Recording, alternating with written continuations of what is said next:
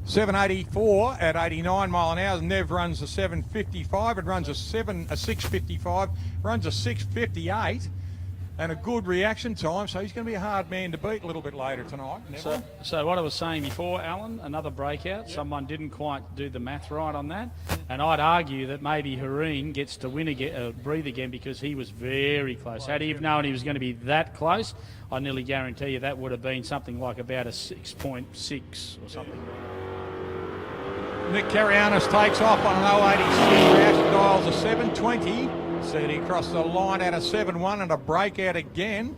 So James Sparks takes a win on that one. Now Sparks, he dials in a 630, runs a 636, a little bit of meat, a 128 reaction, so that's going to be hard to beat. He will reassess his time. So had he have gone 725? He would have still been playing the game, but everyone, when you break out, when someone breaks out against you, the first thing you do is going to reassess your time, how close you were to your pin, and maybe drop it down a couple of thousandths of a second or one or something like that? If it was me, I'd be bumping it in hundreds. So I'd be looking at that going, instead of running it at 7.2, you know, that would have been probably something like about a, I don't know, a 7.1 or something like that. Drop a tenth out of it and get close to it, or, you know, 7.15. Yep, Vince Shepherd takes off on a 752 dial in against a 710 dial in for Chris Whittaker in the utility. That tells me Shepherd adjusted. Yes, it does. And Chris Whittaker wins on a 711, so he is right on his money there. A 132 reaction, so he's on the money there. He will reassess too, because the what are we looking at? The temperature has dropped again. It's gone down to 34 on the track. We've still got a nice sticky track out there. The air's a little bit heavy at the moment. It will be interesting to see what the above sea level is at the moment, because that's got a fair bit to do not only with the big cars, but for every car to breed. So look at the next pairing. Carianis has dialed a 764. That's been adjusted. Kalansis, 704. I reckon that's been adjusted too. 014, 133. So good reaction out of Carianis and the Monaro. The yellow Monaro, we'll say. They're both Monaros. And he runs through on a 727. So good pass there for him. 772, sorry. And a 704 against a 706. So Johnny Calandis unfortunately didn't take the win, but he was right on the button there with his dial-in. Next pairing, Simon Lazaro and Kylie O'Connell here. Now Kylie in Muttley, the little HB Tirana in lane 1, dials a 768, a 704 for Simon. So there's half a second advantage. Let's see how we go.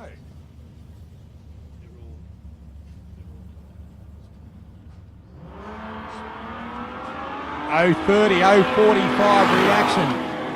This will be good looking at the 60s, better 60, and Kylie O'Connell takes a win right on a 768.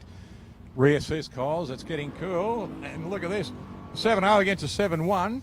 So again, looking at that 768, that kind of told me somebody had made an adjustment. That adjustment would have been good night, Irene. 768 dial in, 768 run, 030 reaction time. 717 against a 962, so we've got a quick car against a little bit slow car. They're both streeties, one's a V6, one's a V8. Pete Roden in lane 2, 962. Dutchy Holland in lane 1. And look at Dutch, an 017 reaction against a 280, so that puts Dutch just in front for a second. The win goes to Dutch, runs a 724 at 87. Pete runs a 962 dial in, runs a 970. Bit hard, but when you look at it, the 280 reaction is the difference between the 17 and the 280. Well, Dutchy Holland obviously read the lights perfectly in comparison to Pete Roden. So look, it is what it is. But seeing some of these different numbers now tells me that they're readjusting, and that's the right thing to do. Mate, that was good fun standing there in the middle of the track again. It's the best place to watch drag racing. Just feel the thump. I warned Jason and his young daughter of what to expect. I said the ground will vibrate, it'll shake the air in your lungs, and you'll love every second of it. You just see the smile on their face every time a car went past. Personally, I just want to throw COVID under the back wheels. Yes, exactly, mate. Jeff Farley out there, he's in lane 1, 963. Bruce Payne in lane 2, 715. Now, Bruce is a consistent 715, 720 runner. We'll see how he goes. 129.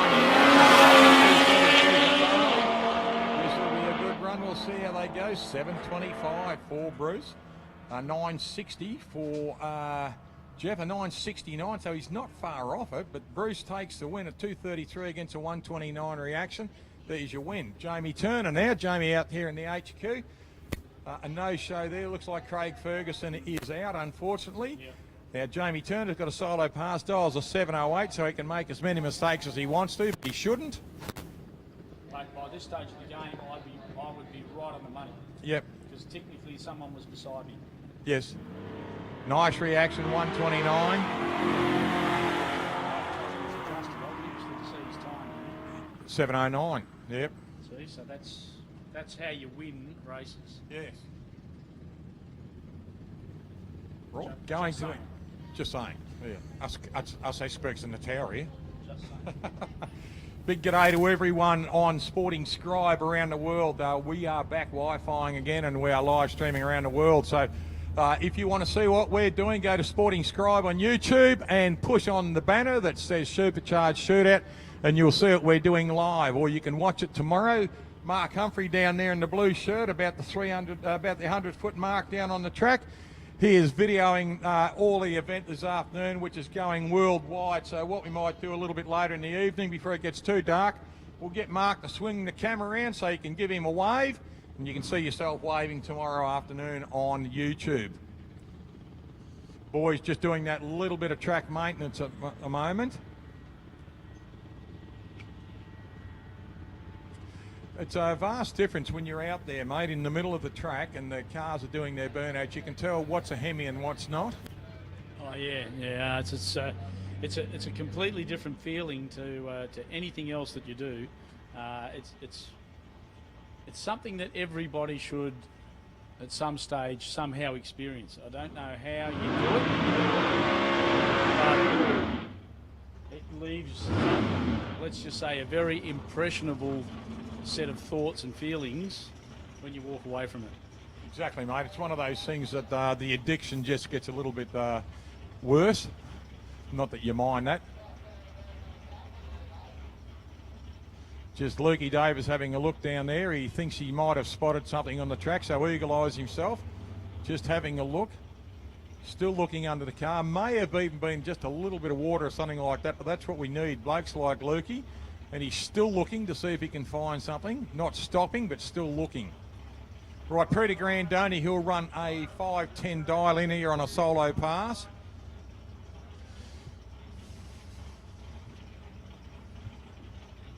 Still quite warm outside, John. It's beautiful standing outside.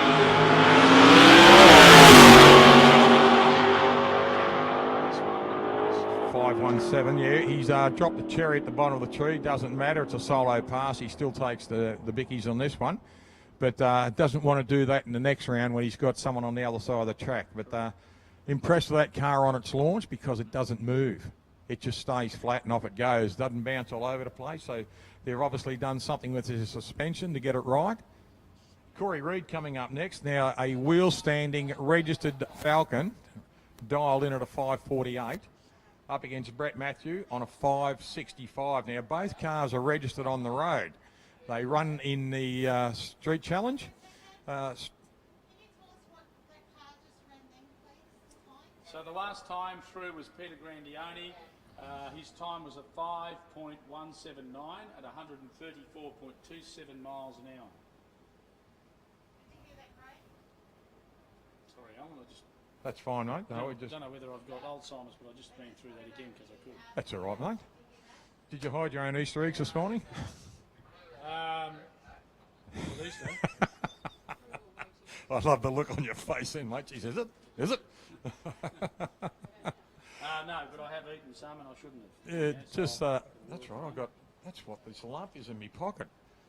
It's better not be Easter eggs. It's bloody melted chocolate. I don't Oh, jeez, it is too. These are a couple of Easter eggs given to me at 9 o'clock this morning. Oh, yes. Oh, they're nice and they're nice and melted. He's had them in his pocket since 9 o'clock this I was morning. keeping them warm. I was keeping them warm. That you know what that looks like? Oh, yes, I do. It doesn't look good, does it? No, it doesn't. Some toilet paper. Right, Corey Reed coming up next at a 548. Just mentioning these two blokes, they both go on the Street Machine Drag Challenge. To see a post yesterday by Scotty Taylor, Street Machine Drag Challenge has been sold out in an hour. Oh, really? So Everyone's wanting to get back there. Everyone is wanting to get on the street challenge. It is a great thing. They, when our track closed, they still came and made our track a stop photo opportunity because we were the first after Calder Park on the Monday night. We had 230 teams still stop in town that night because they booked accommodation. The economy boosted the town. Our people saw that, loved it. We got asked by a couple of the pubs in town, let us know when that's happening again. We did. They said, well, let us know how many's coming the next time. We sold out. So they sold out of food. So that's a good thing at what Street Machine does to a town. Oh, look, I think any of these events are very important for towns like this. And I know our Mayor, Jason Monica, yes. He knows that. He understands that. You know, and I'll take the liberty right now to thank the Mildura City Heart Traders and all of the team involved there for putting that show and shine on yesterday. That was brilliant, yeah.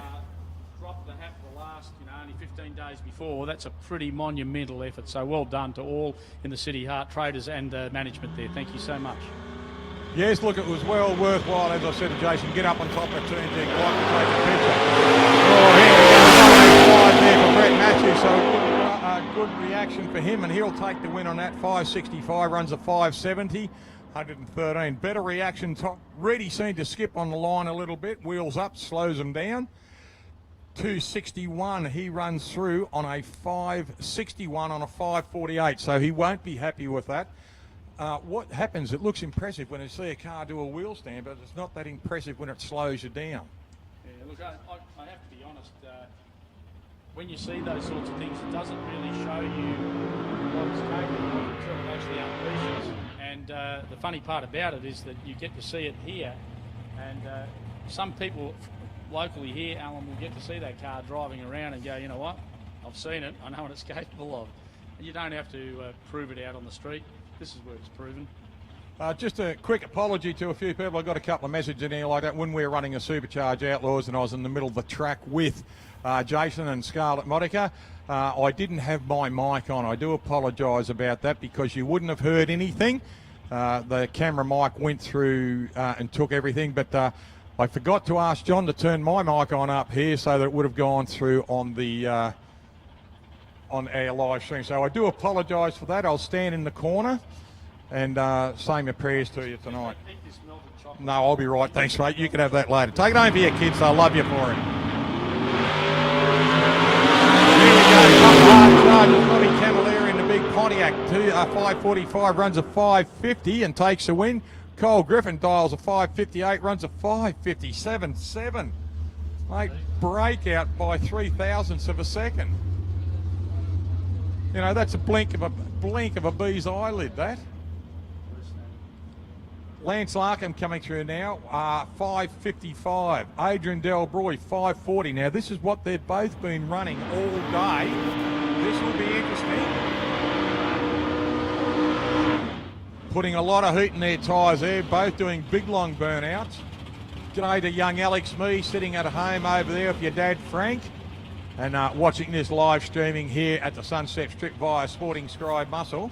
So I'm going to predict that this number here should be about a 535. Right. All right. I'm only going to say that now with you because let's see what happens at the other end. All right. Yeah, cool. So you got 10 cents on it. I'll go the Chev because they're both running Chevs. Just saying because that number's been like that pretty much all day. It has. Yeah, look, they have 555s at 123, 124 mile an hour has been him. I've watched Adrian's last couple of runs. They've been 540s. You're right. Cooler air. What do we look? The track's down to 38. Air is starting to heavy up outside too because the sun's dropping.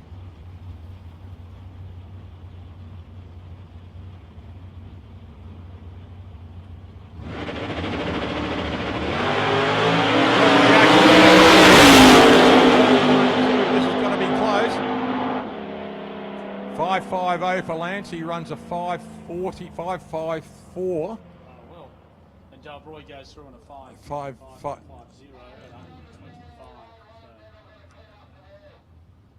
Looks like we're jumping out of our top sportsman class. Yeah, we might have a few drops down on the strip here. We'll just see what happens.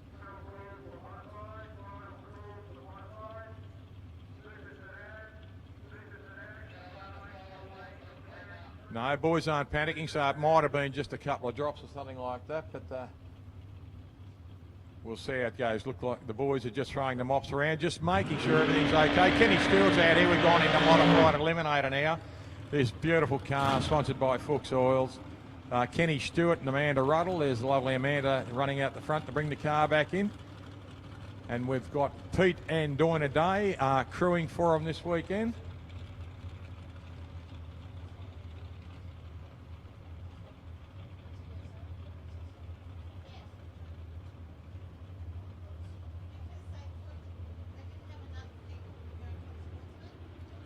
Now, Kenny's dialed into the 472, so this will be a good run for this car.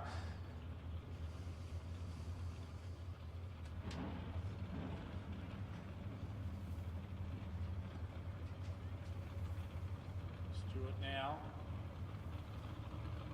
looking to find the pre-stage line, as he has found. Now he moves on to the staging line.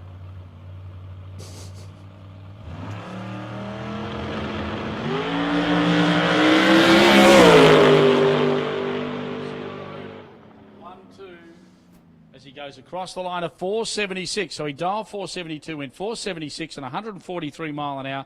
That's a really good pass for Kenny Stewart. Well done. It was such a good reaction time to go with it. Just got to say hello to a really good friend of ours up in Queensland. HQ Karen HQ, Kaz HQ, how are you, sweetie? I'm glad you appreciated that joke I said about Matty Ponton's car. A peer has got a bit of a reaction. Oh, no.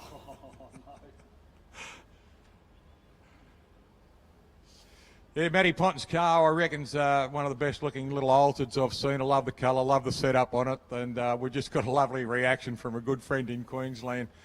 Kaz HQ. Hope you're well too, honey, and all your ailments at the moment, the doctor's looking after you, and you're getting better and better each day. So thinking of you and your family up there, Kaz.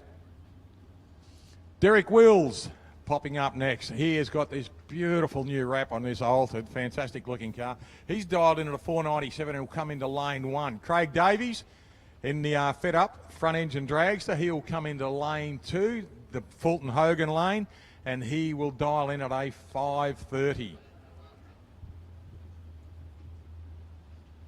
Sun's starting to drop. The shadows are getting longer out there, Johnny. Look at the guys out there at the moment on the track, making sure that everything's right. We've got a load of material being sprayed on, and then a series of guys behind it walking through and just mopping that through.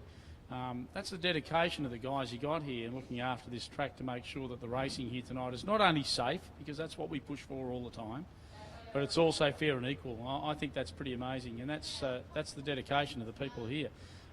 Sunset Strip, if I had a hat, I'd take my hat off to you right now. Now look at this, have a look behind the tractor where they're doing the drag now. That's what it's doing, it's turning over the track, putting more rubber down on it, and it's just massaging what rubber it is there. So they'll take it past. Last night we had a full track oil, or three-quarter track oil down from half track onwards. We did a quick call out. Timmy did a quick call out through the crowd. We had nearly 50 people out on the track helping clean up last night. And that's something that most regional tracks have been doing for a long, long time. We did it at Wyalla a couple of years ago. I asked for help out on the track, and we got 70 people with rags and brooms. We had the track cleaned up in no time. We went racing again. And that seems to be the go with regional tracks. Once you determine how much damage there is on the track, get everyone out for rag, as many people you can, gets cleaned up in 10 minutes instead of an hour. We go racing again, and they did a fabulous job last night. We were off for nearly an hour because there was a fair bit of oil down, but the brand new track, lane 1 was a brand new track by 10 o'clock last night, and big thanks to everyone who got out there, drivers, pit crews, families, the whole works, who got out there with a mop and a rag and just bent their back and got stuck into it, under the direction of Craig Plummer and Paul Hornsby, our two boys down on the start line. They said what they wanted, drove the tractor, did this, did that, and just everyone obeyed, and it was fantastic. You know, that was good. Everyone is out there to race, and that's what we got to do.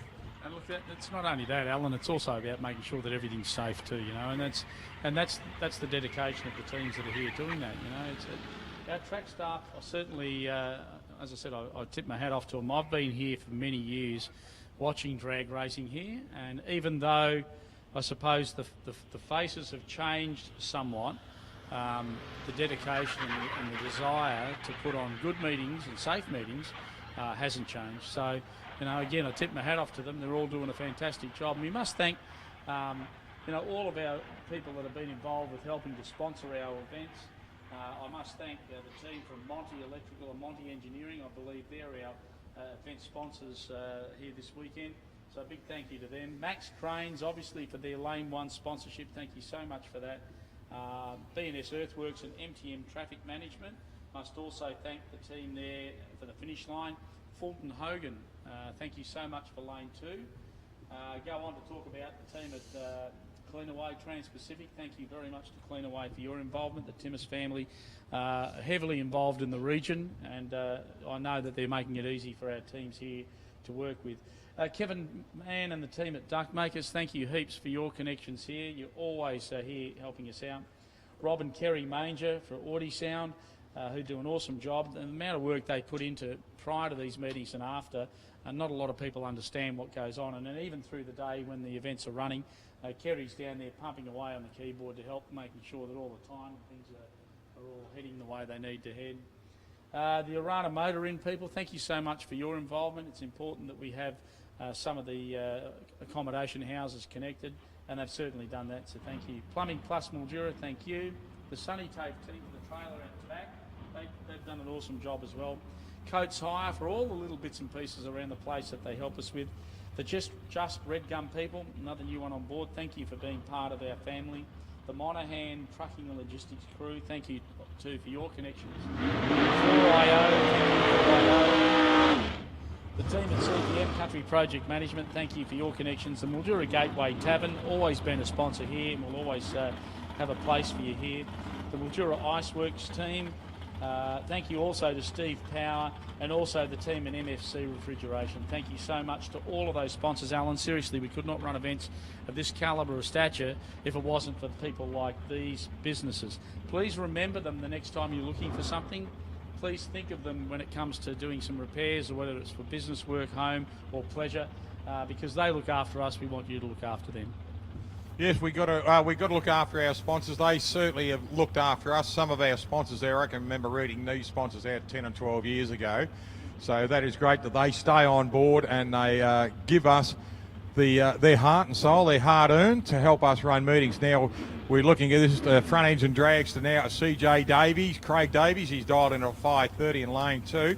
In lane 1, Derek Wills and that beautiful black and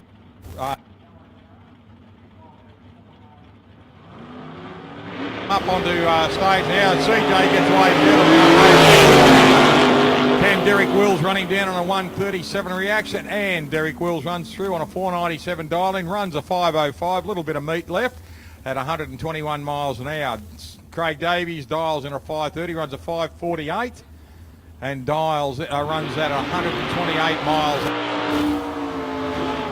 Alex Van Leeuwen coming up next, ladies. He is in the rail on the Max Crane Equipment Hire lane 1, lane 2. We've got Marino Gregoric. He is dialed into 519.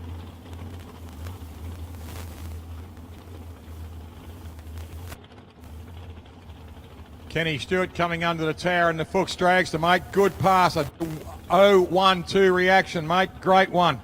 Keep up the good work, pal. And we'll tell Fuchs about it for you. Good on you, mate. We certainly will. You're terrible. Right. Marino Gregoric out there. He's got a full orchestra on the front of this car, on the top of this car, running a set of trumpets at it. Just bring up now Marino in the little old tip in lane 2 has dialed in at a 519, a 493 for Alex Van Leeuwen in lane 1. A couple of nice cars. Look there, Alex Van Leeuwen, his old car's running here.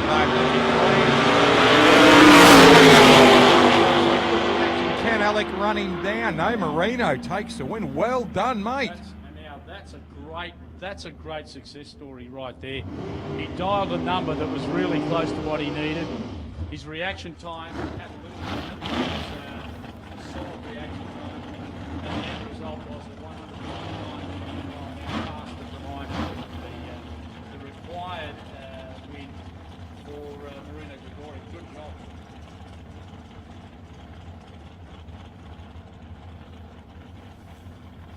Just a quick reminder too for all in the pits, if you need St John's, just the other side of the clubhouse there, you'll see their Land Cruiser there. So if you need St John's for anything, they are just the other side of the clubhouse, so you don't have to walk all the way down to the ambulance at the bottom of the track. There is a St John's just the other side of the clubhouse there. Just looking over to the clubhouse, see where all those good people are over there having a beer in there and keeping it in the clubhouse.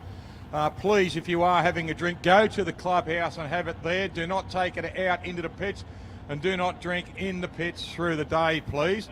Trust me, if they do, it will be Sam that they'll deal with. Do not have to deal with Sam. Right, sounds good. Stewie Johnson, here he goes, Matty. There goes that good-looking altered there. Now, who's taking the win? Stewie Johnson's taking the win. Dials a 502, runs a 507 at 129. And Matty Ponton dials a 488, runs a 490. Reaction time took it an 013 against a 133. I still reckon that's a tough machine, though, and I love that car, Matt Ponton. Here we go, Psychotherapy. Great name for a car. Great name for a car, John, Psychotherapy. And we have a look at, there's a Scotty Wine car out there. Shane Wine, pardon me. Scotty Wine is the great footballer, the Brownlow medalist. Shane Wine out there. We better get that right. Does he look like or you could get kicked. I could, hard. Now, I've made that mistake twice, and he made me stand in the corner, so I will not call you Scott again. Yeah, you might get kicked. 100 times. In the footballs. Oh, yeah, I hope not. I've got melted Easter eggs here. How do you think I feel at the moment? Yeah, you got runny eggs at the moment. They don't look good, do they? Well, they're firming up here in front of the egg machine. No, they're not. Trust me, they're not. Alrighty. Spin and plant. Waiting patiently now for their kick-off. Here we go, both in stage and ready to go. Both got away well, but it was Wynn that had the better reaction time, and the Wynn's going to go into the left-hand lane for Shane Wynn. Goes for a 499 at 112 miles an hour, with Lindsay Plant throwing a 523 at 126 miles an hour. Next pairing, Bradley Hicks and Alison Stewart. Alison Stewart in lane 2 for Fulton Hogan. And lane 1 for Max Cranes sees Bradley Hicks.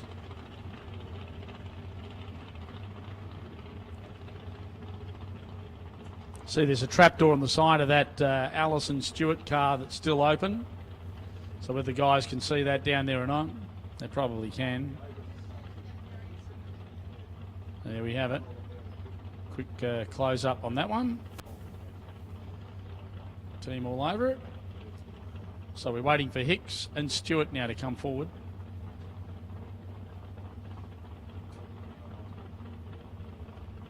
Someone being told to back out. Must be something on the track there under Bradley Hicks's car. Looks like we've got to wait for a moment till they find out what's going to happen here. So the Hicks car being pushed backwards. Something's dropping underneath it. And it's going to be a no-show as Alison Stewart gets away. The dial at a 500, she goes 505 at 135.6. So obviously a win with a single there, but bad luck to Bradley Hicks there. Yeah, it looks new car there for Brad too, so hopefully it's not too much damage, but as you said, mate, they're just giving the track a little bit of a squirt down there and a little bit of a mop up, so something has leaked out of the car.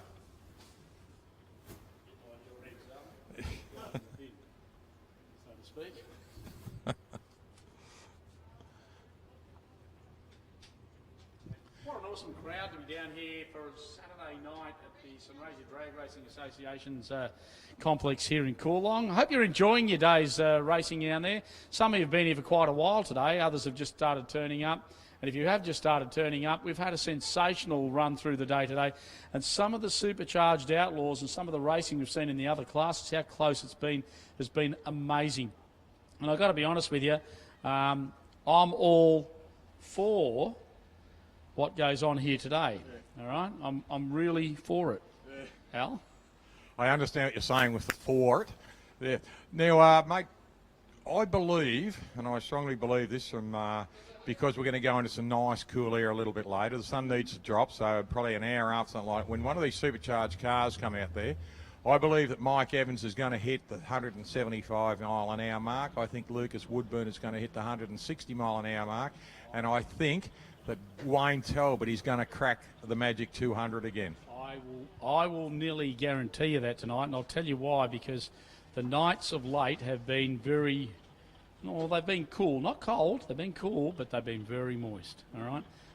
And what you're looking for is really dense air. You're looking for as much dense air as you can, because the more you can, with a supercharger, cram dense air into an engine, it means you can drop more fuel in. The moment you start doing that, you start to lift the power output. But it's not just about the power, it's about the temperature on track. The track has been quite warm, and the thing with Mildura is that the track, to a degree, will cool, but it will hold a reasonable amount of heat.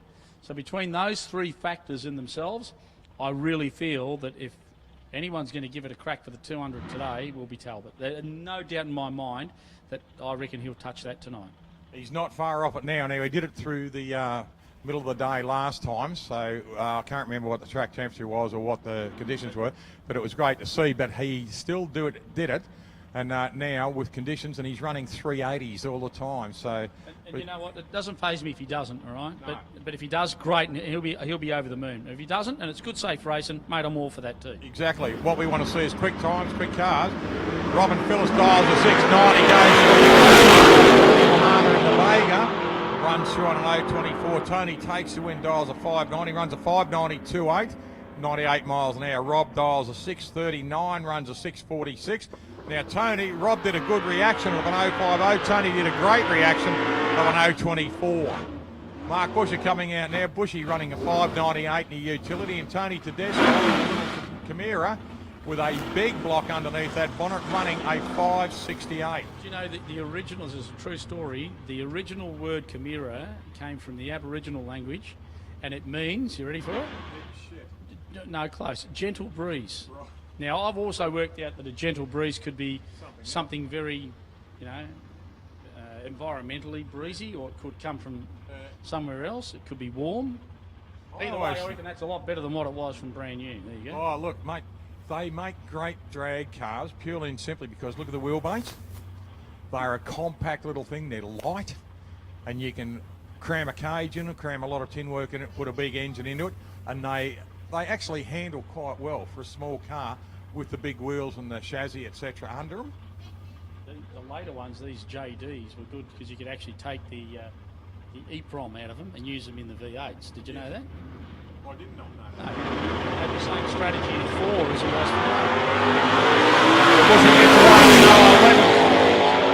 for work really hard, Tony Tedesco, but Bushy takes it in the ute, dials a 598, runs a 601 at 110 on a good reaction time of an 011. So next pairing, ladies and gentlemen, we got Jojo Zepp out there. Joe Caboni in the PGR Engines Commodore in lane 1. He's dialed in at a 626. And Robbie Cardham out here in the green machine, the Hammer, is dialed in at a 569. Now this car, I love this thing.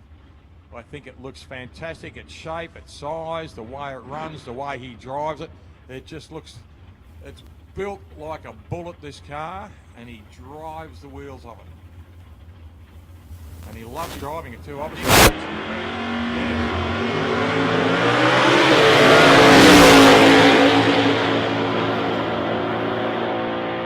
Robbie Cardham takes the win in lane 2. Well done, Rob. 569, runs a 569.9. Right at the button at 121 mile an hour, 107 on the reaction. So good pass there. Joe Cabane dials a 626, runs a 633.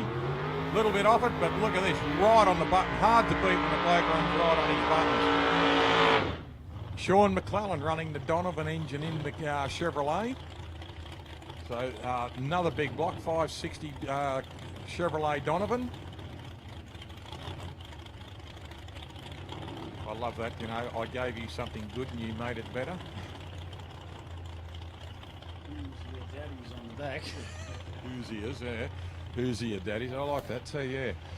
Keith Black's saying was about engines, if you need to turbocharge it, you didn't build it right. Oh, there would be wars about that now because turbocharging and drag racing is just absolutely phenomenal of what they are doing. What I will say though, Alan, is back in the day, probably that discussion point was probably quite relevant. But what the technology that's gone into turbos now with ceramics and a number of other things changed the whole game. But back in the day, it probably was the same. Yeah, you probably took a left instead of a right. I still do love the Keith Blacks, and I still love the formula of it. But the radials, good reaction time, and he all runs through on a 5.74, just above his dialing. So good run there at 119, just under the 120 mark. I love the formula of the radials, the Sweet 16. I love the formula of the turbo cars. I mean, what they are doing in America and Australia now, you know, over the 200-metre mark at 206 miles an hour, is just quite amazing that a car with 275s on the back is running 200 mile an hour and lifting its front wheels half track. You wouldn't think, would you? No, I love it. I absolutely love it. It is what drag racing is all about: short times, quick passes, technology improvement. Rene Cockrell, 5.72, Mark Newman in the hole. 99 reaction, he gets a 151, and Rene Cockrell takes it, dials a 5.72, runs a 5.72.5 at 122 mile an hour, 6.24 and a 6.28, so Mark's thinking, what have I got to do? And he's done a 151 reaction. What he's done is he's cooked a chicken dinner for Rene Cockrell. That's what he's done. Yes. Chicken dinner over there every day. Dan Schwab, good. Whatever the problem was with Schwabby's car, he's got it fixed up. And the Jason Young Chevrolet Camaro out there on the track.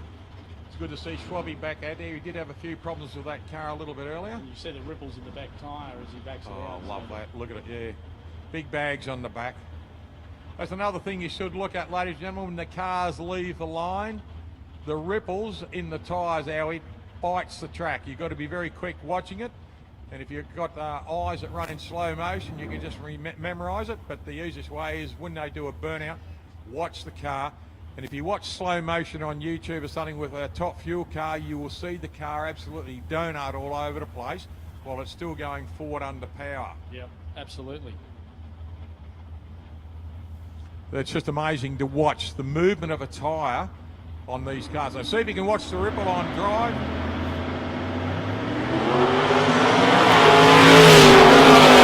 Jason Young, that puts him in front straight away, and a good win goes to... Oh, Dennis Schwab takes a win there.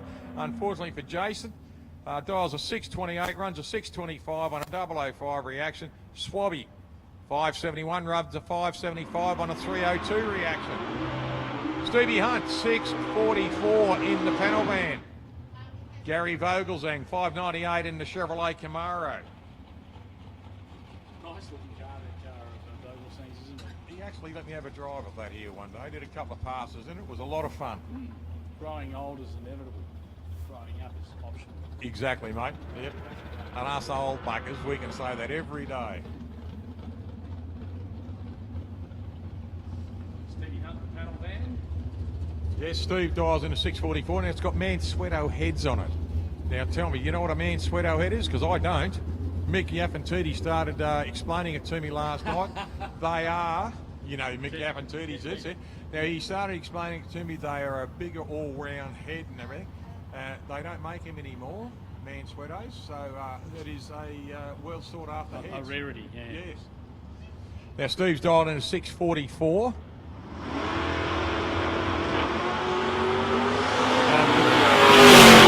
5.98, and the travelling down the track here. The win goes to Steve Hunt in the panel van. Dials a 6.44, runs a 6.44, 6 at 122 miles an hour. And Gary Vogelzang runs a 5.98 on a 5.98 with 6.8686. That's right. 0.02 of a second off his dial in, but when you look at it, the reaction time. Yeah, reaction time takes the win, exactly. When we look at this, Charlie Pett, look at that line of licorice down on the track here's left. Now Charlie, this car running a 454 big block Chevrolet. Let's see if he can do a wheel stand for us and show his some plug. He likes to do that. where he's running up against Chris Ferrugia. Now, Chris has dialed in at the 568 in this Tirana, and running a beautiful little car here too, the 605 of Charlie Pitt. Now, Charlie, big block in this car, heavy car, still a lot of steel in that body. Same across the road there too with the Ferrugia car, still running a lot of steel in it. Got a few plastic windows in it to try and take weight out of the car. But if you look in Charlie's car, still running the lining on the car doors. So we'll see how we go. 605 versus 568. Can he get those wheels up?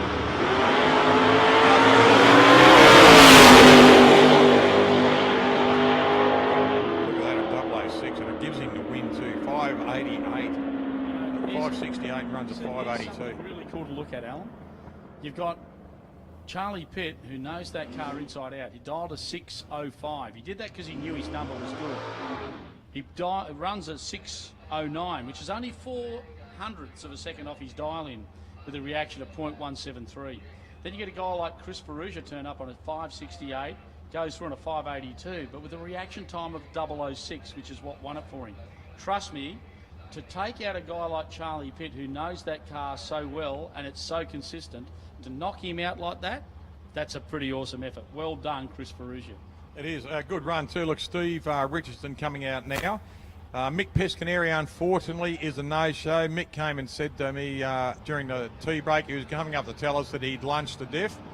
So, look at that. 563 for Stevie Richardson, runs a 563 right on. So how good's that? Now, he can go back and reassess that and look at it. On a 560 and you run right on it with a great reaction time of an 082. That's a good win, but that's too tight for me. That's right. Look, and Steve's going to go back and think, air's cooler, track's good. Let's look at it differently. But it happens. It happens.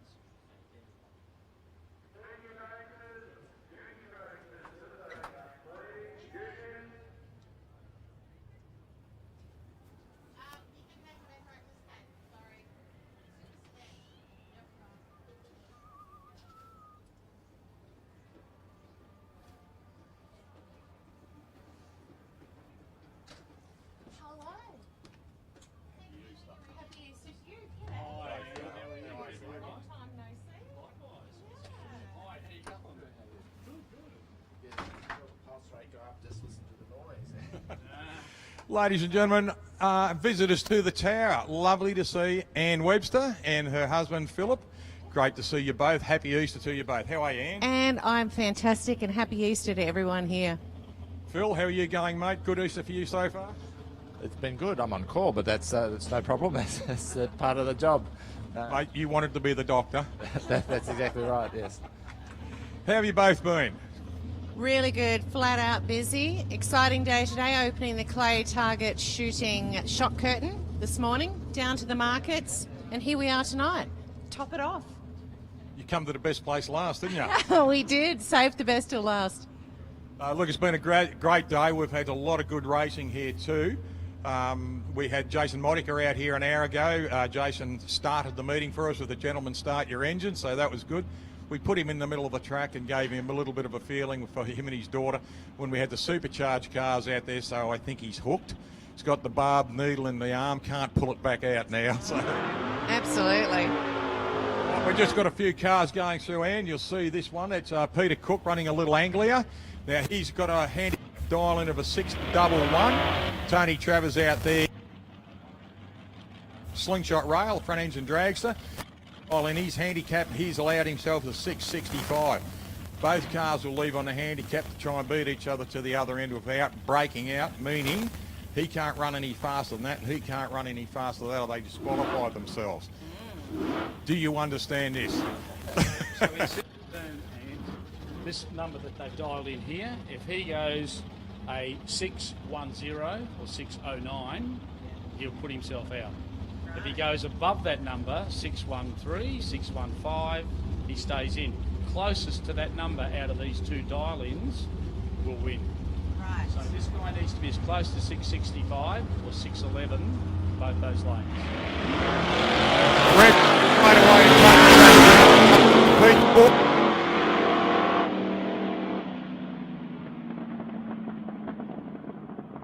Glided. glided first. So win go. Mistake second. First mistake loses. That was a bigger number in the would have been an opposite result. But anyhow, it is what it is. The reason for the two microphones on the one stick here, Ann, is we are live streaming around the world at the moment through Sporting Scribe on YouTube. So if you've got anyone overseas you want to say hello to. Hello, Mark and Nolene in Orange, California.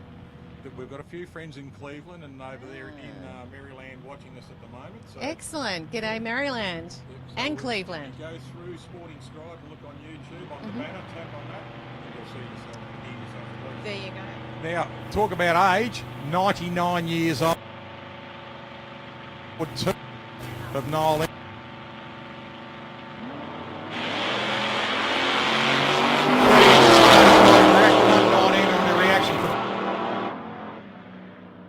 Takes the win against Noel Inman. Now 6.14, runs a 6.15, so he's well with his list. Didn't go below, takes the win. Pete O'Connell in the front engine dragster out there, running a 427 cubic inch Ford engine, which is so unusual over Ford and a Ford car, isn't it, mate? Yeah, funny that. Some days you're really funny. Because I'm a Holden Chevrolet man. Yep. He loves Ford because they are technically advanced in a lot of other cars, but don't tell him that. But I love it when a Ford comes out, it's got a Chevrolet in it. Ian Hicks out there in the little yellow Tudor. He has a 625 dial in against a 600 dial in of Peter O'Connell out there in the Goblin. So you will see the 625 is about half a yellow light on the tree. So Hicksy will come down, then Pete will try and chase him down. So it's almost a heads up by time. It's an eye blink, if that.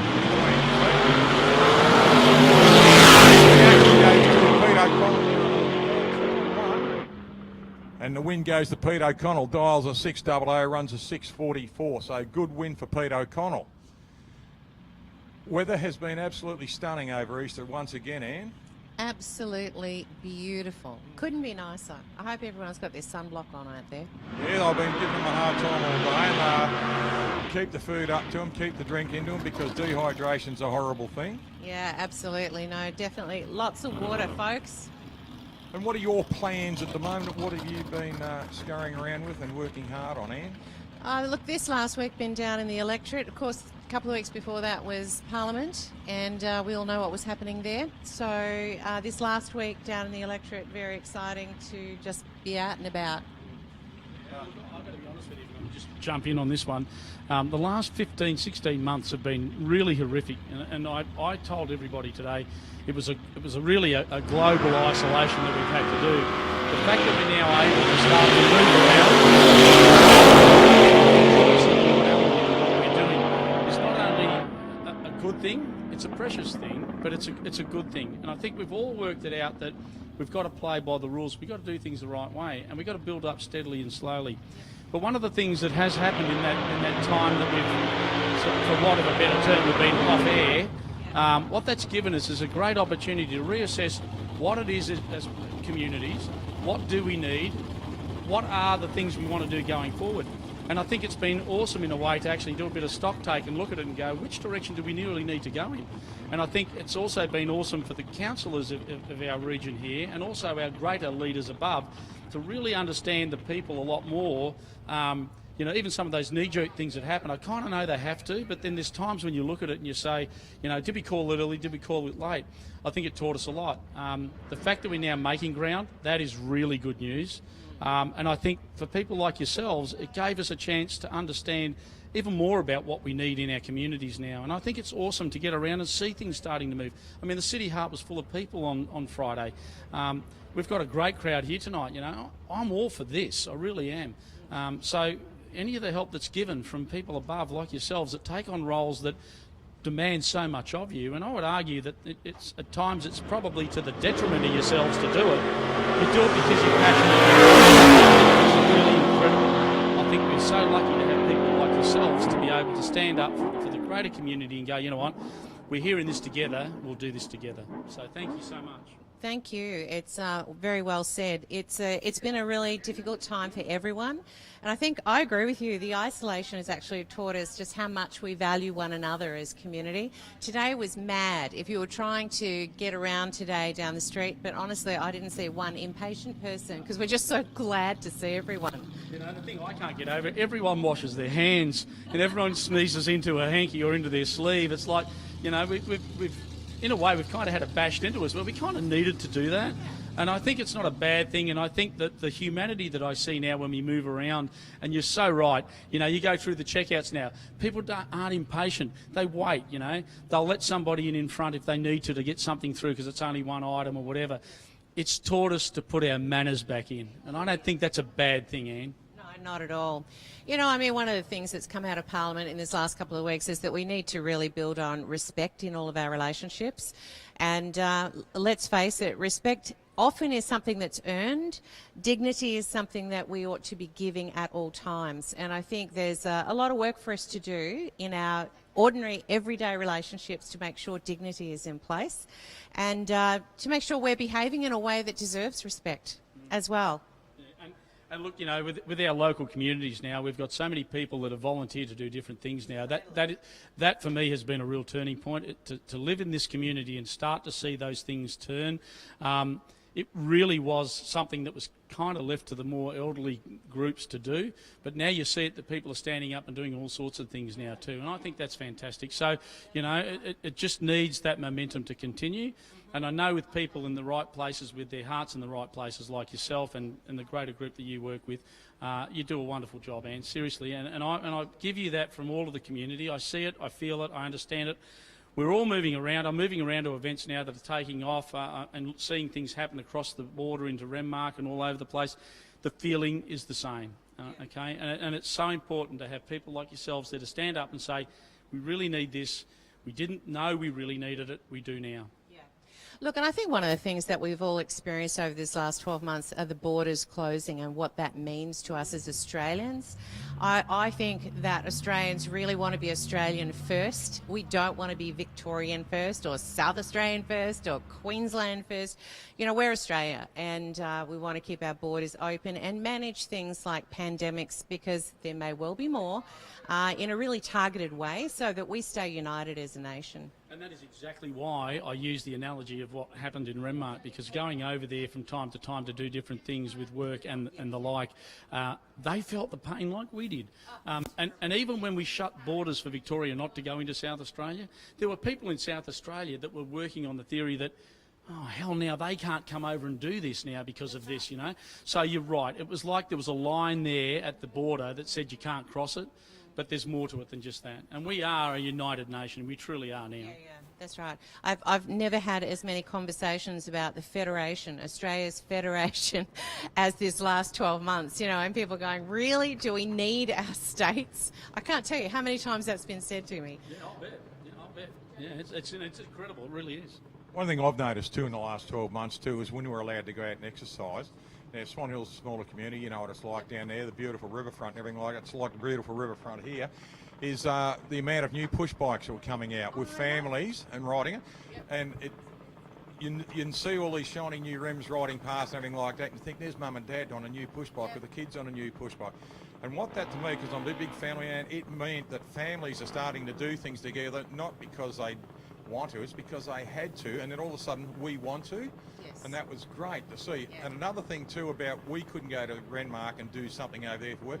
So then the community in Renmark, like the community in Mildura and the community in Swan Hill, every other community, we had to find a better way. Yeah. And all of a sudden we started using our brains to make it a better way. So COVID, all know, being a pain in the backside, became a learning point for everyone. Yeah. A lot of things that did happen, and Phil would have known this as a doctor and everything like that, the amount of mental health issues that came out of it, where people had never experienced it before, then all of a sudden they start thinking, hang on, I can get through this, I'm stronger than this. And guidance from professionals. It comes down to community. Yes, we need our professionals, but my Lord, do we need our families and our communities? Just being able to communicate with people face to face every everyone is valuing so much now. The people my heart went out to were all our older folk who were stuck at home, who couldn't have loved ones. My mother was in this boat. We couldn't go and visit. You know, some ridiculous rules, got to say. However, look, we're back to it now. Let's hope that everything can stay open and we can manage this. Vaccination is incredibly important. Yes, it is. Look, taking care of one another, that was another thing that I found in the last 12 months too. People started caring a little bit more for each other. Yeah. Mates cared for mates, family definitely cared for family. And although COVID was a pain in the backside, one thing I'm very thankful for with it did and coming, it created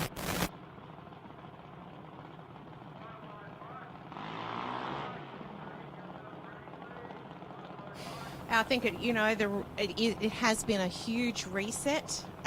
In the first month that it was happening, we knew it was going to be a reset, and it has been. And look, honestly, there have been so many good things that have come out of this. You know, different ways of doing business, different ways of doing health. Meeting some needs that we hadn't been able to meet in the past. And that's the other thing, you talk about the NBN. Like, the NBN was a big push to get it connected and get everything done. How incredibly lucky were we to have so much of that infrastructure in place where meetings and a number of other things that linked all of this country together. So the work that's been done in the background to make our country so communicable between one another in the like with these sorts of things, absolutely important. And I take nothing away from that. Truthfully, I love the face-to-face meetings. I think they're the best because you get the real read. But the fact was that we weren't.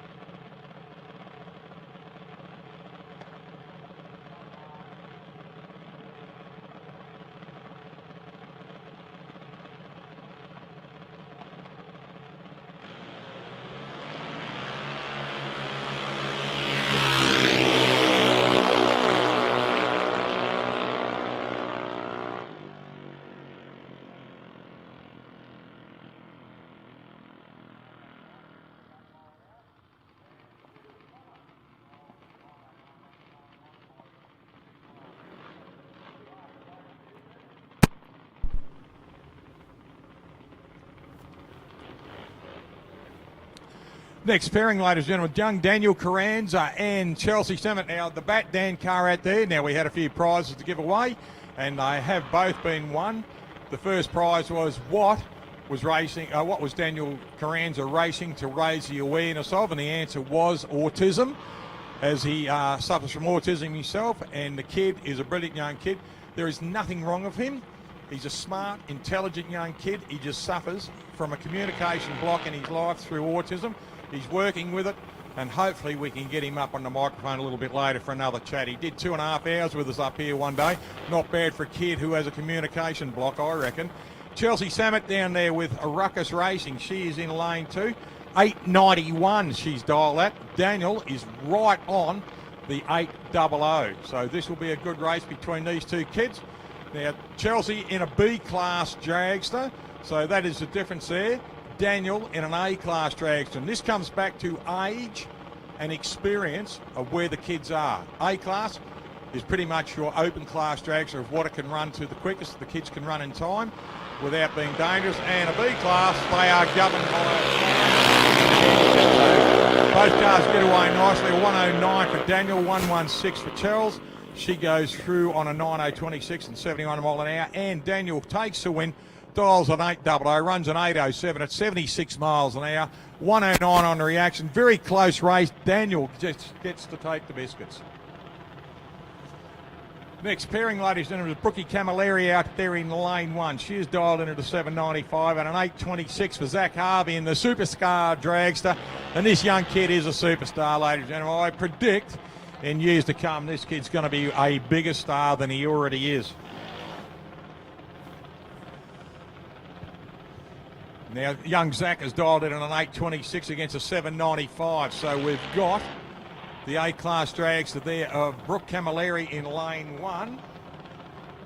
And it looks like we might have it. It's an A-class dragster in lane 2. We'll just have our lane 2. Yes, we'll see it is. Yes, that's an A-class junior. So both kids within the same. Now, Brookie's car runs a little bit quicker, so her handicap time, her dial-in is a 795. Zach's is an 826. This is very interesting. Both cars are good on the pedals. Both kids are great on the pedals. They get looked after. They get the confidence from the parents. Michael out there with Zach is a ex-altered driver. His father drove a Supercharged Outlaw many years ago. Here we go. 119 for Brooke, or 260 for Zach. Very similar as they get down the track, and Brooke Camilleri takes the win in lane 1. Well done, Brookie. Dials a 795, runs an 804, dial in at a 826, runs an 831 for Zach. Not far off the money there, mate, but a great reaction time takes the win for young Brooke. That'll do it nearly every time. We move on to the last, I believe, of our junior dragsters. This will be Joshua Maggs that'll come into lane 2, which of course is the Fulton Hogan lane. Dialed an 861. From the Maggs Racing family. Now, young Aubrey Maggs, she's raced a little bit earlier in the afternoon, a little bit earlier in this bracket. You'll see Jason Maggs down there. Now, Jason ran an alcohol rail for a long time, and he has actually put it aside, put it in the shed for a while.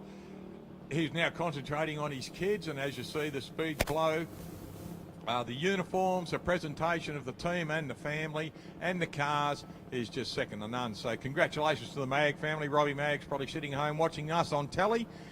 Good on you, Rob. Great to see you. Love to see you at the track very, very soon too, mate. Now, he's dialed in an 861. This is a solo passer. Watching Jason just bring him up. Gives him a little bit of a chat there before he takes him up. Rolls him in. Great to watch the boys at the back there just gently pushing him up to the pre-stage and stage lights.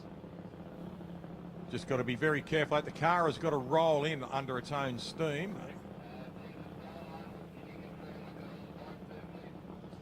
Pre-stage now, so the car's got to roll a little bit further forward into full stage. You'll see the bottom lights on. The tree's ready. There he goes. A 003 on a reaction on the rock side. So there is a big red cherry at the bottom of the tree. He still runs through on an 863 at 75 miles an hour. So what he's got to do is just make sure that he doesn't red light in the next round. Hey, you know, it'll be a great opportunity now that we're changing from our junior dragsters into our modified motorcycle to remember that Trevor and the guys from Ziggy's are in the pit area here catering for the masses down there. So if you're after an ice cream or something like a thick shake or anything in particular, they're doing that. And also our caterers on the hill. Our club booth at the other end that's selling all the drinks. I reckon that's the DXA guys down there with the cappuccinos and the drinks and the coffees and the like. They're doing a rip-roarer.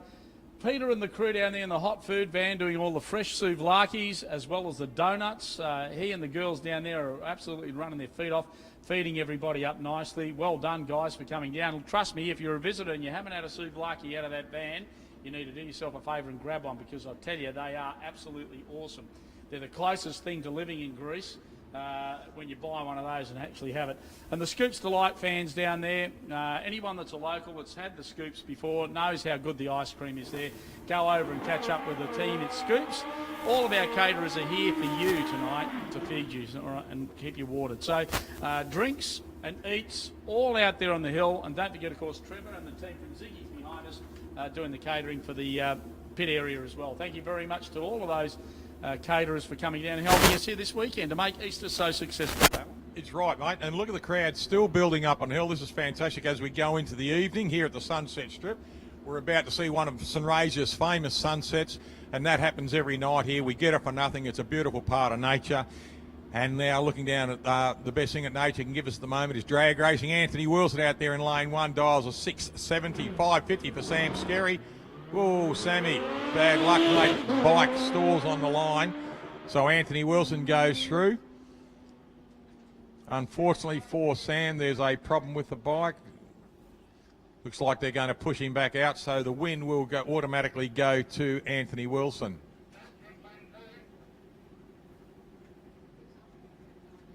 It's a bit unusual for those boys.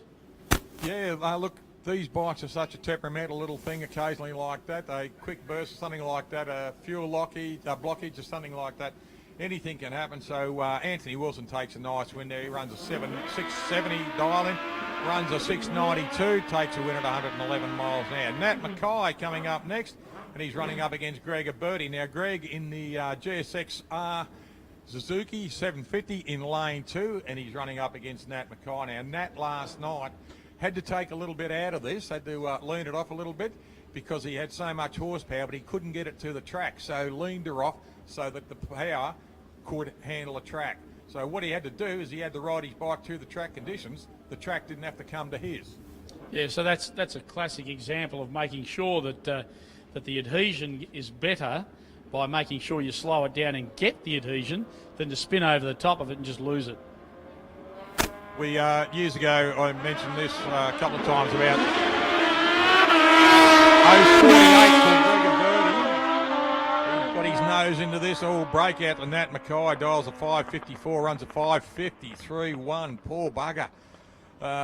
Good luck to Greg Aberti, dials a 715, runs a 725 at 95 mile an hour. Good reaction, 045. Now, at 5 o'clock at night in Phoenix, when it was cold, we watched Tony Shoemaker blow the world record over 1,000 feet with the top fuel car at 337 mile an hour. His father, Don, who 150 years of experience and everything like that, got there and they said, "How did you do it?" He said, "We tuned the car to the conditions of the track." He blew the record an hour earlier. Then Clay Milliken, the very next run, beat him by a 0.5 of a mile an hour. So Tony came out an hour and a half later in the cold and blew the record again at 337. But it's a classic example of slowing it down to go faster. Yes. And sometimes you explain that to people and they look at you like you're talking with rocks in your head, but it's true. Sometimes you've got to slow it down to go faster. Yeah, what just happened then, ladies and gentlemen, Brian Finn's done his burnout. He's looked at the box under the tree, the silver box under the tree, where his dial in, it wasn't right. He alerted the starter. The starter had the dial in changed to 670, which it is now, and he's up against Marius van Duyt. Now, Marius takes 153. Now, he takes the win because, unfortunately for Finney, he's red lighted, which is a bit of an unusual for Finney. But Marius Detroit, he takes a win and moves on. James Sparks coming out now, where it looks like we might be going into the Super Street class here, or Super Sedan. We'll see what it is when it pops up. Super Street, I think. Yes, still, yep, Super Street class. We are running with James Sparks out there. Now running a big block Chevrolet under the bottom of this car. And just a gorgeous looking car. That looks like the HQ colour sable grey. Just a nice colour. I'm not sure whether it is. No, actually, maybe a little bit darker than what it is. Yeah. And it is. I reckon it's a little bit darker. Yeah. Oh, it's a nice colour. It is a beautiful colour. Very clean set of wheels there for James Sparks, and it's a very clean time as well. Look at this. Dialed to 630, went 694, but he went through on 102 mile an hour. And anyone that can pull 100 mile an hour over an eighth, that's a classy set of wheels. That's right. Peter Carianis coming out now. He's in the Monaro in lane 1. Dial in, 764. Dial in for Bruce Payne, 715. Hey, it was great having Ann Webster and her husband Phil up here having a chat with us. She put across a very few points. John, your interview was fantastic, mate. Your point of view, I reckon you spoke on behalf of everyone in Mildura. And it was great. The answer, great. Wasn't a politician's answer. It was an honest answer to honest questions. Pete Carianis, 764, goes across the line on a 774 at 87 mile an hour. Unfortunately for Bruce Payne, big cherry at the bottom of the tree, drops a red light. Stevie Pace coming out now. He has dialed in a 679 in the red Commodore in lane 1. Cara Batoli, a 707 in the yellow utility in lane 2. Both cars moving up into stage. VC Commodore in lane 1. Does that take me back to about 82, I reckon? It was VC. Nice little set of Convo Pros on it.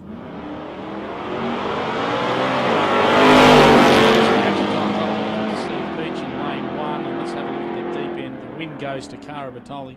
Reason for that, dialed to 707 and went 709, which is only 9/100ths of a second, or not quite a full tenth out of it, and goes through on a time of roughly 709 at 96 mile an hour. So good pass for Cara Batoli. Steve Beach still not to be outdone, a 98 mile an hour pass, but unfortunately wasn't as close to the dialing. Michael Genera's coming up next. He's running the white VK out there in lane 1. Dial in for Mike. Here's a 685. 708 for Jamie Turner out there in the HQ. I saw his dad Paul running around out there. Must catch up with him before he goes. Good guy, Paulie Turner. Great bloke too, Jamie, his boy. And we've had their daughter and sister running in red light. Great reaction there, 163 for Mike Generas. Takes a win on a 689 on a 685. And we've had that tiny little lady who runs that 2,200 horsepower car, Jess Turner, in here on the microphone with us a few Easters ago. She's living and driving out of Sydney now and doing wonders. She's an awesome, well, I called her a kid to talk to because she's such a young kid, but she's so full of detail, and she's alive, but her passion for drag racing is unbelievable. Every now and then you meet somebody who you look at and you go, you know what, you got 30, 40 years of drag racing in front of you as a competitor, as a mum, as a, I don't know, just as somebody involved with it. You won't lose that passion for it. You can just tell it when you see her, and the look in her eyes matched the words coming out of her mouth. You can tell when someone's hooked. That's right. Paul Jennings out here at 705 in the Chevrolet Nova in lane 1.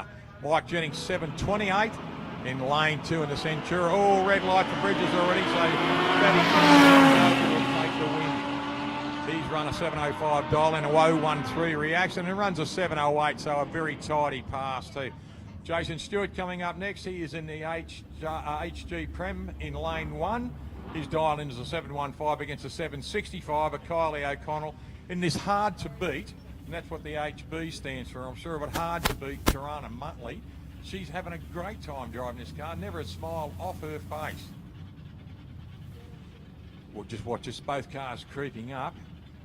One thing about Jess Turner, she cracked me up in an interview. She just got herself a new boyfriend back at the time. This is a long time ago. They're still together, which is great to see. Good reaction time there for Jason Stewart. Ooh, breakout, and the win goes to Kylie O'Connell. Jason Stewart breaks out there on a 715 dial and runs a 7148. 2 thousandths of a second, poor bugger. Had him gone 7. Mate, poor bugger, look at that, 2 thousandths of a second breaker, not even a bee's eyelid of it. Next pairing, Mike Jennings in a 707. In the exterminator out there running up against Nev Haroon. Now Nev has dialed in at a 657 and a 707 for Michael. Yeah, I said to Jess, what happened when your new boyfriend, you got there and he said, what do you do? And you said, I drag race. And he goes, oh yeah, really? And then all of a sudden you tell him you're running a 2,200 horsepower car. She said, oh.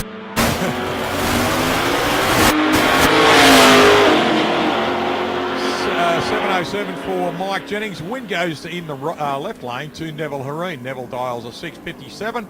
Comes through on a 660 at 96 miles an hour. So well done for Neville. Now Michael Jennings raced 2 weeks in time to try and get back at that at the 2-day meeting over at Wella. Yeah, and look, again, great to see another country running meetings again and giving the opportunity for competitors to race. You know, some of this equipment has been sitting in the sheds for a while. Been a great time to catch up some of those things that needed to be done, but now it's time to use them. Now it's time to bring them out, use them, and do what we need to do. So, again, great to see tracks like Whyalla coming to life again. Archie Holland dials in a 714 in the black utility, get 201 on a reaction, and the win goes to Chris Whittaker. Board going down there, black and white. Unfortunately for Dutch, he's on the trailer. Chris Whittaker, 710, runs a 7109. Well done, 88 miles an hour pass. 213. Now looking at Dutch, dials a 714. But, oh, gee, mate, you know, this is a hard thing. He gets a better reaction time. 60 footers best. He's about mid-track starting out there. Runs a 718 on a 714, but it's hard to beat a bloke who does a 710 dial and runs a 7109 top end. With an almost even reaction. Exactly. time. So where reaction time is 0.10 of 1,000 type of thing, so there's nothing. Now, had his reaction time have been sharper, I could argue that maybe that could have been a different result. Yep. But you know what? For them both to leave at about the same time, and even their tracking all the way through, it's purely a dial-in that's fixed that. Like Lancey Larkham coming back at, I better not call him Lancey. We'll just call him Lance or Lance. Larkham coming out in the Chevrolet Camaro, beautiful car, Mulberry Midnight, that colour is. I absolutely love this car. And Corey Reed coming out in the XF Falcon, running a small block Chevrolet engine in it. Now this car running in the 5s. He'll go and drag challenge on that. He'll cart it around the world type of thing and race and everything. Loves his drag race, and they're over from Kadina in South Australia. So Lance Larkham, a 550. Corey Reed, 550. So heads up. Great to see the Souvlaki van full of people too. Look at this. They're stacked up everywhere there. And I tell you what, if you haven't had one of those tonight, that's what you're going to need for tea. One of those Souvlakis out of that Souvlaki van will certainly hit the spot nicely. Good on you, Peter, and your team. Girls are out there wrapping them as fast as they're cooking them, mate. Remember the old challenge we used to say to people, especially at the Easter meeting too, with the Souvlaki van, eat one now and see if you can eat another one within an hour, because I tell you what, they fill you up. And if you can't eat the second one, just keep it wrapped up and take it home, and you can feed the family with it tomorrow, because they are filling. They are not overfilling where you need to go to sleep straight after, but they are a great meal. And the one with the garlic sauce in it's really lovely. They've been doing them for years here, and they really are a bit of a fixture here at the Sunset Strip. Of course, Peter and the team are doing the donuts over there beside it. Scoops are here with the ice creams. The DXA guys are doing the coffees and the likes down there. Of course, the club doing the booth. And don't forget, of course, Trevor. Good old Trevor and the team out of Ziggy's out the back here, catering for the pit area and all the competitors. Don't forget to give Trevor and the guys are doing the coffees down there. His coffees are awesome. Seriously, great, Trevor. Coffees are awesome, Trevor. Love your coffees. Seriously. Have I told you his coffees are good? Yeah, they're good. His coffees, Trevor's. The coffees are brilliant. Right, speaking of brilliant, Lance Larkham, Corey Reed, ready to do battle out there.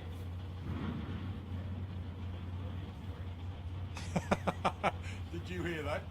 No, I missed every part of it. Well, watch this and I'll tell you. Lance Larkham, this is a heads up. Well done to Rudy.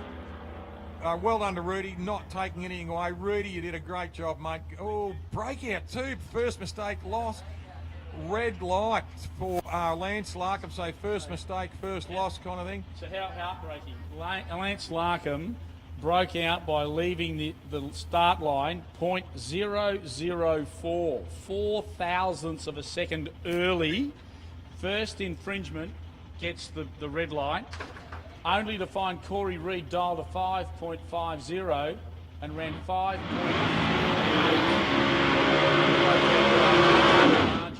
Had he 4 thousandths in arrears, Lance Larkham would have had him breakfast. Your comment just a second ago where you got there and said it's brilliant. What made me laugh? Tim Reedy's walked in the door and said, "Oh, thank you." So it just cracked me up. It was just one of those on-the-spot timers. And it was It's all in the timing. And then he kept walking and thought, "Oh, they're only talking about the cars. I thought they were talking about me." So it was a bit of fun. Tim Reedy is brilliant. He's the best bloody meeting director in Australia and does a fantastic job. And the best part about Tim is everyone respects the job he does. Yeah. Same with Craig Plummer down there on the start line. Everyone respects the job they do. Connor Griffin out there, 5.57 in Toyota. 20.94 in. Pete Grandoni takes the win. Look at this, Pete. Poor Cole, mate. 003 on the wrong side of the tree. Australian champion there, mate. Unfortunate. You can win, you can lose. You don't get to win all the time. But look at this Peter Grandoni, mate. What a run. 5.14 on the dial in. That's what I love about our Easter meetings, Alan. There's always surprises in it, you know. And sometimes, you know, being out of action for quite a while makes you a little bit green. You got to sort of get back in the groove again. But sometimes some of the midfielders or, you know, the guys that haven't experienced those wins in the past get to the other end. It's like, now what do I do? What do you mean? I've never gotten to round 3. It's like, well, no, you're in it, mate. You better keep moving. It's like, you're kidding me, aren't you? It's like champions in the UFC have never fought past the first round. Yeah, that's, you know, you're faced with it. You got to deal with it. Right, Brett Matthew, ladies and gentlemen, just doing a nice burn now on the tyres, getting it nice and hot and sticky. A fair bit of smoke coming off in a short while.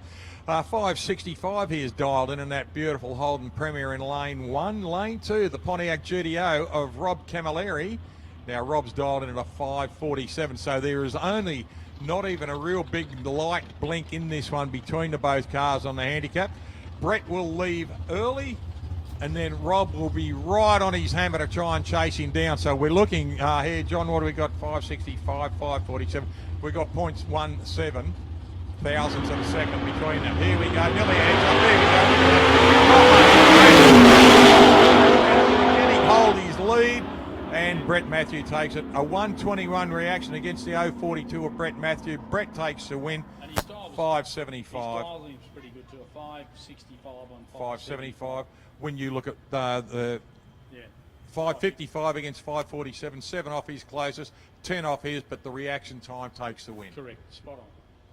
So that's the way it works out here. Just looking really good at the moment. Hey, ladies and gentlemen, what we might do is see Mark Humphrey down there on Sporting Scribe. Give us a wave. Look at Mark over there. We'll see if he can do a quick pan of the crowd.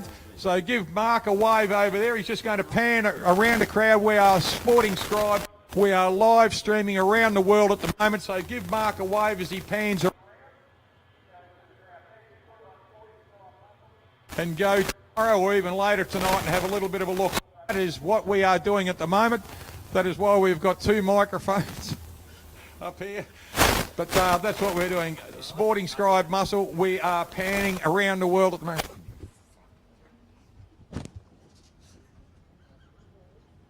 Swimmingly up here at the moment. It is going swimmingly up here at the moment. On that bombshell, I think we might... Turn the microphones off and punch someone out in a minute, I can tell you that. Lamb or chicken?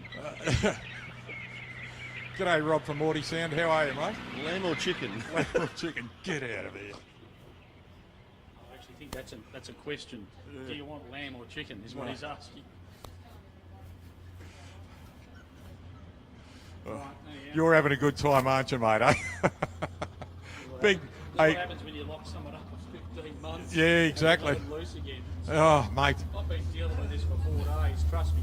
All it is just a stress the stress coming out of him because, you know, he's been locked up and his lovely wife up there, Kerry's been bashing the hell out of him. And if you're married to him for that long, why wouldn't you? Yeah, look at her nodding her going, yeah, very true, yeah, very true. What did you get for Christmas? A baseball bat, and I've used it. No, great job from Rob and Kerry Manger from Audi Sound. They do a power of work here, and they put us on the microphones, and they put all the computer in here for us. They give us all the time. So we've got to thank Rob, even though he can be a pain in the bum occasionally, but he's a lovely bloke. Get out of here, Manger, I'll bloody knock you out. I'll tell you what COVID did for me. Punch Rob in the mouth. One of the things that COVID did for me, it depleted my wine cellar incredibly. Someone steal it. No, I've been drinking it.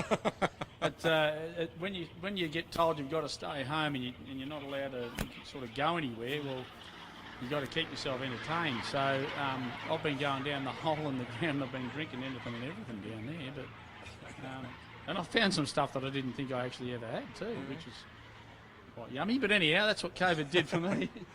Well, mate, it's been over 10 years now since I've known how good it is to come good.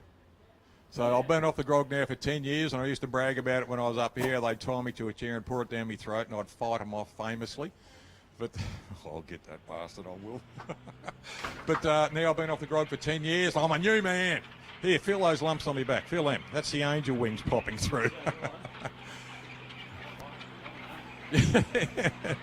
No, look, I don't begrudge anyone having a drink. Geez, I did it for a long time myself, and I don't begrudge anyone having a smoke either. You know, it's your own choice and everything like that. You can listen to people whinge all day about it, bugger them. Do what you like. Life's very short. And now I'm enjoying actually getting out and about and doing things again. So, hey, I love this fact too. Look at this. People sitting over and give us a wave, everyone, if you're enjoying yourselves. And, hey, give us a big wave if you're enjoying not wearing a bloody mask. Look at that, harms going everywhere. Now put your hands up, you Barry, for Collingwood, and show us your teeth. Yeah, look, there's 4 teeth in that mouth. There's 4 in the other. Ooh. I drive a red Falcon, all right? I don't really, but I'm just telling you that in case you want to damage my car on the way out, that's all. there's a difference between social isolation and social mutilation, okay? That's right. And I'm telling you, Al, you keep that up, it's going to be brutal. Oh, look, I love the footy, and I really do, and I barrack for Geelong. Geelong's win over Brisbane. The idea of the football game is one team makes as less mistakes as possible, they win the game. The other team makes a few extra mistakes, they lose the game. But then you've got the thing in the middle called the umpire. He makes a mistake, and that's what makes the game so great. It's mistakes all through.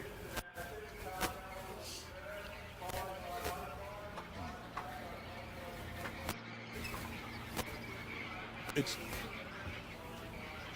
just waiting for Tim here. It's making mistakes, and less mistakes wins the game. But the umpire, he's a human too, so he makes mistakes too. Now, the Geelong-Brisbane game, a mistake was Geelong won by 1.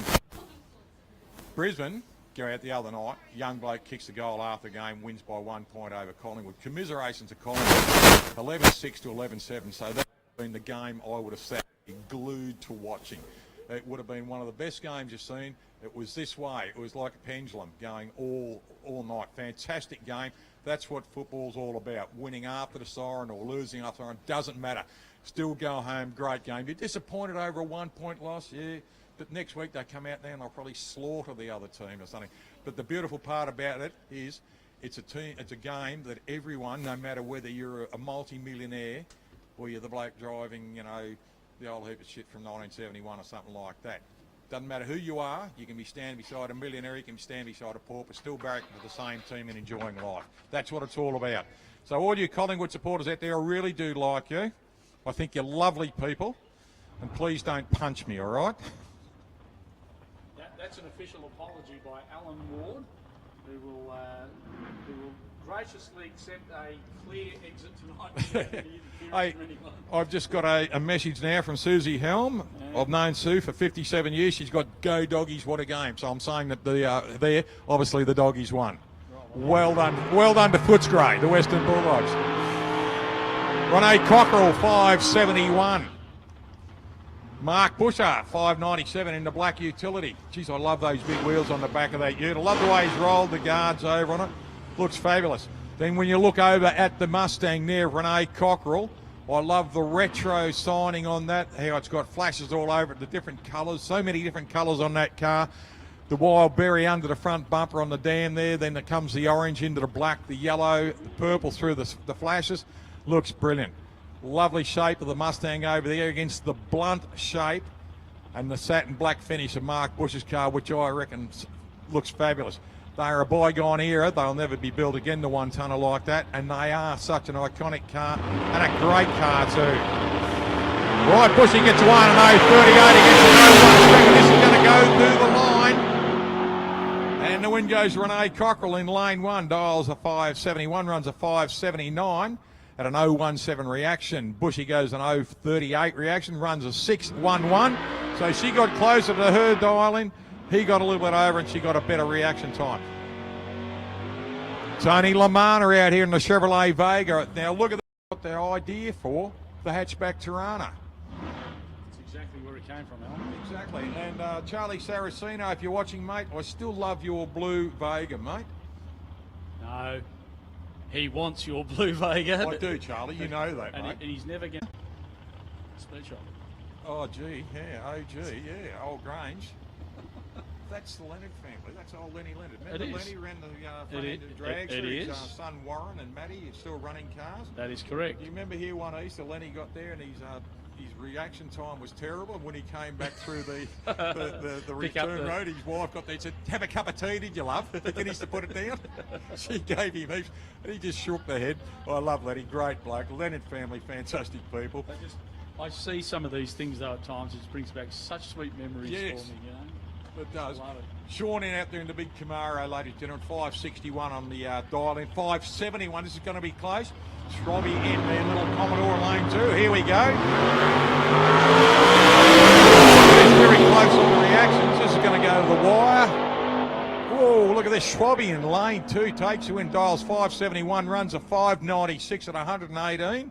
His reaction time was 0.6 thousandths of a second better than Sean's. And unfortunately for Sean, he's out.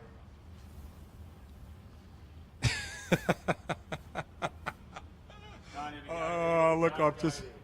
Alec Barrios, mate. How are you, pal? I know you're Barry for Collingwood. I do love you, Collingwood supporters. You know that, mate. Happy Easter, Alec. Happy Easter, mate, to you and your gorgeous wife and family. Right, Stevie Hunt, I'm trying to get this show back together where it needs to be. Steve Hunt dials a 644 in the wagon, in the panel van I should say. Robert Cardham in the beautiful green XE dials a 569. So it'll be the panel van that gets away first with the XE to chase. Did you see Leeds United beat Leeds Country the other day?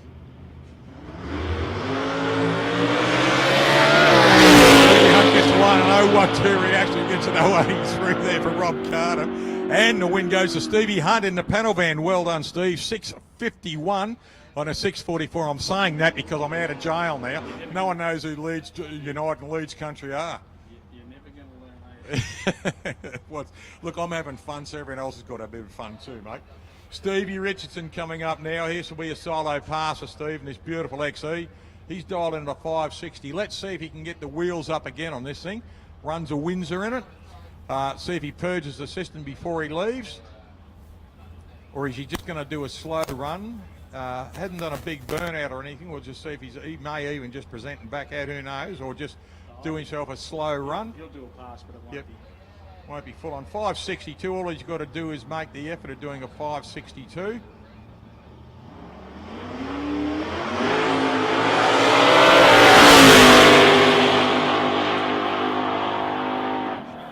That was a good run there. Ran a 567. 567 on the 562 at 121 mile an hour. So nice run in the Fulton Hogan lane for Steve Richardson. Hey, I've got to read this. This is a good mate of ours. He's a drag racer out of Melbourne, a fantastic bloke. Alan, too late sucking up to the Collingwood supporters. A contract has already been sent out to get you. Telling you, you don't listen. These vegetable growers from South Werribee, that's what the problem is, I think, isn't it? Because that's what he does, mate. Good on you, Alex. You are a gem, mate. Love you. That's the beauty about this, mate. The extended family we get through drag racing is just so much fun, and that's what it's all about. All right, moving to Supercharged Outlaws now, Alan. The first of them. And in lane 2, Murray Rogers. Love the fact that both cars have done decent burnouts, get their tyres nice and sticky. Greg has just had a fabulous weekend away. He drove at the Twilight Nationals and everything. He was conservative by looking after his car, but still, he still drove it hard. Just consistency, I think it was. So he had a great run. Now he broke his own PB last night, did a personal best. Now he's dialed it into 5:15, which I think might even be what he ran last night. So the air's dropped a little bit. What have we got in track? What have we got in track temperature? Is that 31 degrees? That's 31. 31. So yeah, so we've dropped down. We've dropped down from 47 earlier today. So the track's still sticky and warm. You can see that. That's by the passes we're getting. So Murray Rogers in the rail has dialed it at a 460 on a 5:15 there for Greg Angus. So Murray will watch Greg probably get his taillights to nearly the tree before he can leave.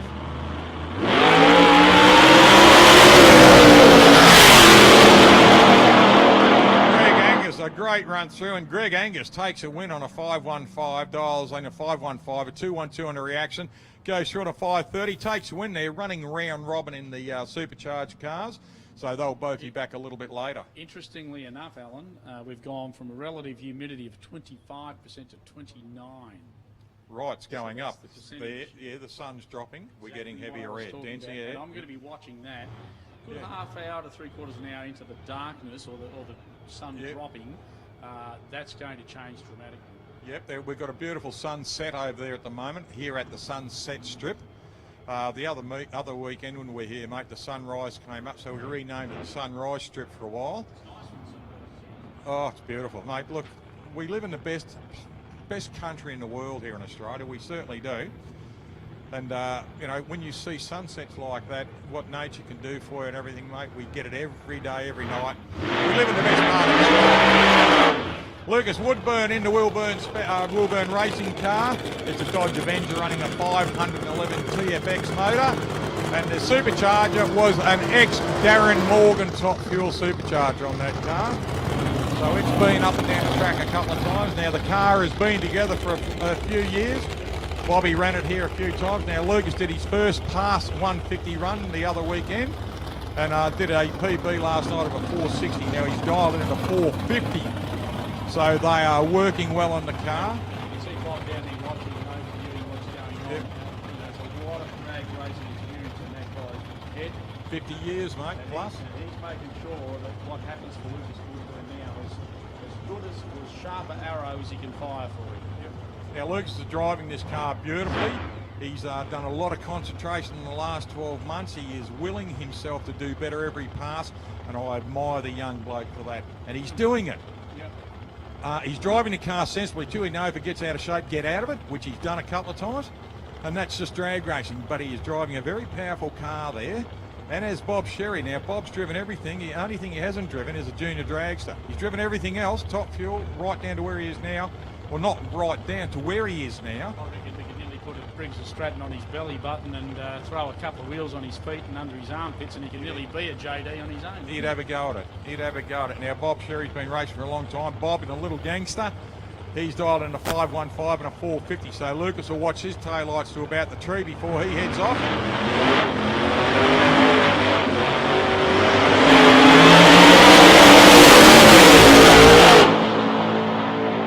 Gets out of it half track and still goes through. Bob Sherry takes the win. So Lucas was heading towards the fence, and as I said, the kid's driving well. He still runs a 482 on a 450 at 123 mile an hour. But when that thing's going towards the fence and it's covering ground quickly, good drive, Lucas. Well done, Bob Sherry. You know, it's a funny Round thing. robin. Talk about how lucky we are in this country. I have to tell you, the amount of guys that we've had come out of here. I mean, we talk about the Lamatina brothers. We talk about Darren Morgan. He's touched on it earlier. You talk about all these different guys. Every one of them's had an opportunity to run out of this circuit and help propel their careers or to provide such a great resource to this region. Members over the founding members over the years that have put this together, we are the lucky ones. We are the ones that now get to watch fantastic racing. We're the ones that get to race on it. We're the ones to get to run our own meetings because people previously cared. And even from a government level, we were given opportunity. Oh, they passed on a 420, unfortunately, for Paul Stevens, a no-show, so that's sad. We were talking earlier, Johnny Calantis, Anthony Rochella and Colin Will are all... and been there, done that, you know. But I look at people like Ann Webster that was here tonight, and Jason Modica, but, you know, someone like Ann Webster who knows how important this sort of thing is, you know. And it's such a great feeling to know that you have those people cheering in the same side for you. And I love the fact that her and her husband came out to see this tonight. I mean, it's important for me for people like that to see it. Right, Tim Stewart here, ladies and gentlemen, in the Stang. Go the Stang. A 420 dial in. Nice looking car this. I love the graphics on the back window of this car. It's actually a graphic showing. If you look through the back window, you're through the Venetian line, you'll see what the car looks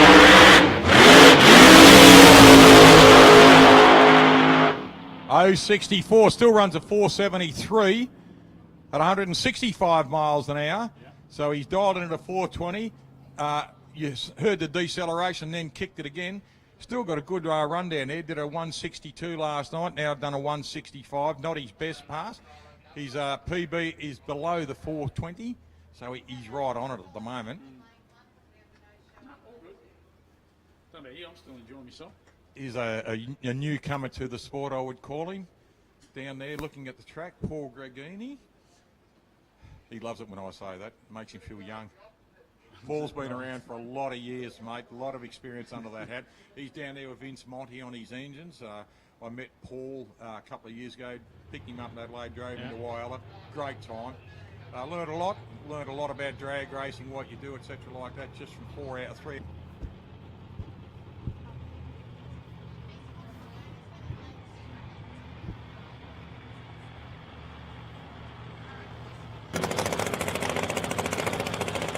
Michael Ohms was due to run into lane 1 for Max Cranes. Looks like it's a no-show. Very, very happy to say that a good mate of mine from Whyalla in South Australia has bought Gracie, had the bike tech the other day, and Phil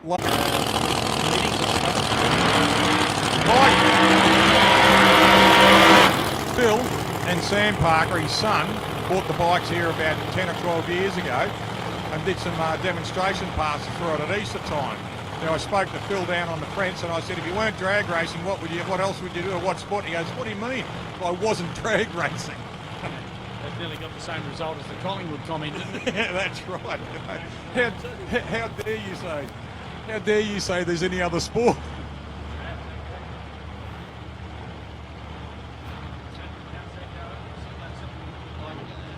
You idiot. Yes, exactly. But look, Phil and Sam, and what one of the highlights of the night was for me as well. We had a full measures. We got him t-shirts and everything. And on the way back, Phil was about to start the bike, and he said to the kids, "Sit on it, don't touch anything." So the kid sits on it, and they started it up. And this kid's eyes just opened up like the moon. And mate, I've never seen a kid bounce off the moon so well. He thought it was magic.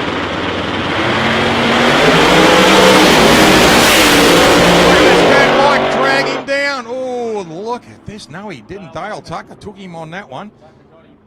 And you have to look at the reaction time. Tucker was a little bit sluggish compared to Mike, but certainly on a dive, then he was right on the money. Yes, he was. 493 against a 500, 497 against a 500, 431 against a 448. And I believe Mike might have lifted the pedal out the bottom end there. But still, doesn't matter. He's driving it, not me. But that young kid, when I took him back to his mum and dad, helped him across the fence over there. You should have seen this kid, mate. He was bouncing drag bike or drag car. For the next 5 years. But that's what it's all about. I love absolutely have a passion about this sport and the people in it. And I hope it shows out on my commentary so that everyone who around me enjoys themselves too. That's what it's all about. Exactly. Shane Wine, 1-9. 519.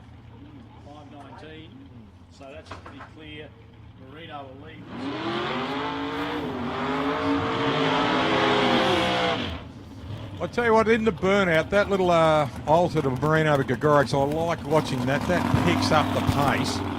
And he shoots over that line there, probably around about, I would say, 70 mile an hour just after the burn. And going backwards is not what it's built to do. And he went just a little bit too quick, and I actually watched that wobble on the way back. You know? So that tells me that he's got that set pretty tight on the front to run dead straight past. Good reaction there for Shane Wind. Look at this, 003, and Shane takes the win. Dials a 480, runs a 492, but a 003, that got it for it. Look at that, 60 footer too, Johnny, a 106 against a 116. That definitely won it for him. Yep, and then a 308 at centre against a 333 for Marino, and then your 492 off a 480 dial in 126 mile an hour. He had that one for the time he reacted, and that was great to see. Well done, Shane Wind. Yeah, the moment he left, he had it in the bag. Next pairing, Derek Willis. Derek Wills and Alison Stewart, the Alligator. See you later, Alligator. And this is a nice looking car too, running a 502 on the dial in against a 497. So this is that close to a heads up start now, John. It is. Just looking at the back over there, mate. Look at that sunset. Best place in Australia, aren't we? Australia, the best country in the world. Yep. Yeah, I don't really want to be anywhere else, to be honest with you. No. I love going to the States, and every time I get on the microphone over in the States, I say, you live in the second best country in the world. We get a lot of looks, and they understand where I'm coming from. Derek Wills in the altered in lane one, dials a 497 against a 502 of Alison Stewart down here in this beautiful rail that goes from night, day to light, as you said before. Chasing the daylight. It's that fast, it chases the daylight. 1,734 miles an hour. I'll tell you what, mate, you've got to have it in top gear when you're doing that, don't you? Yeah. People sitting over in the crowd going, Dad, what's 1,734 mile an hour? Is that something like a kilometre? Dad's going, I don't know what the bloke's talking about. It's quick, mate. That's quick, mate. It's quick, mate. And I barrack for Geelong.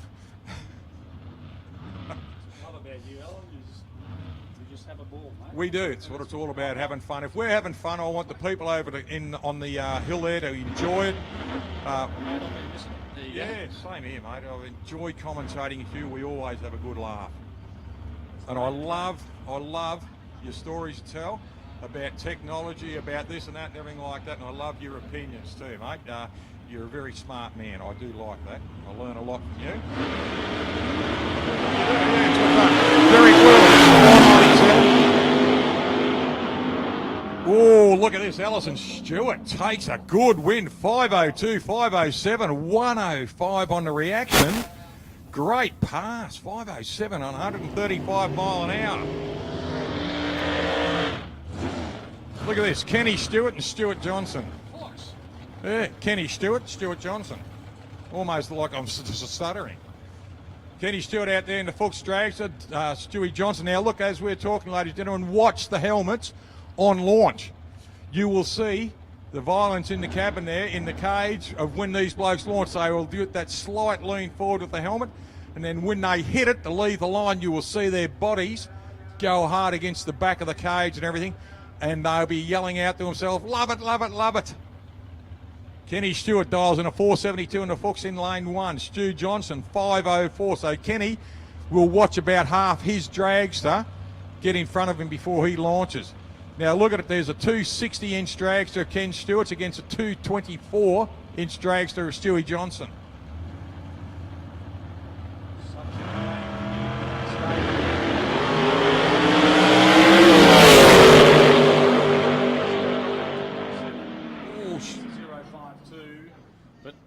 The win is going to Stuart Johnson, and the reason for that, he dialed a 504 and went 504006. 135 mile an hour, 472, and look at 027. You can't get too much better than the 027, and he's run 2,000 for the second above his dial, and you would normally say great win, but when you look at Stewie Johnson, what he's done, a 504, 052 reaction. Nothing in it.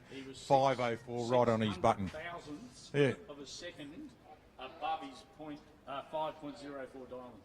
He's done such a good job there too, Stu. So well done to Stewie. Commiserations to Kenny Stewart.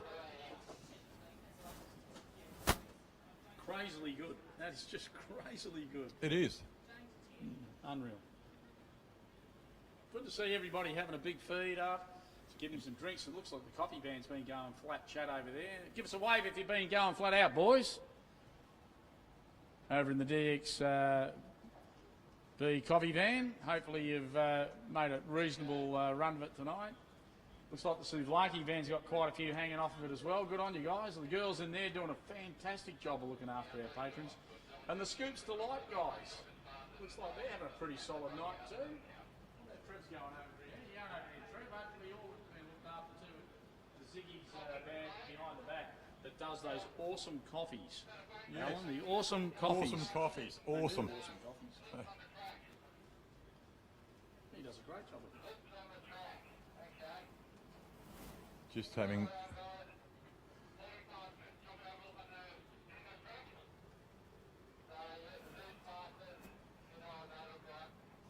Okay, we've just got a report that there's a Zuzz fastening down on the track somewhere. So Craig Plummer, our starter, just wandering around having a look at it, because these little Zuzz fasteners, what they are is they're a push-in turn you're doing with a screwdriver. They're a panel locker, and when they come out of the car and everything like that, they are quite sharp on their edge, and the last thing we want is a car to run one over and blow one out, because that could do a tyre.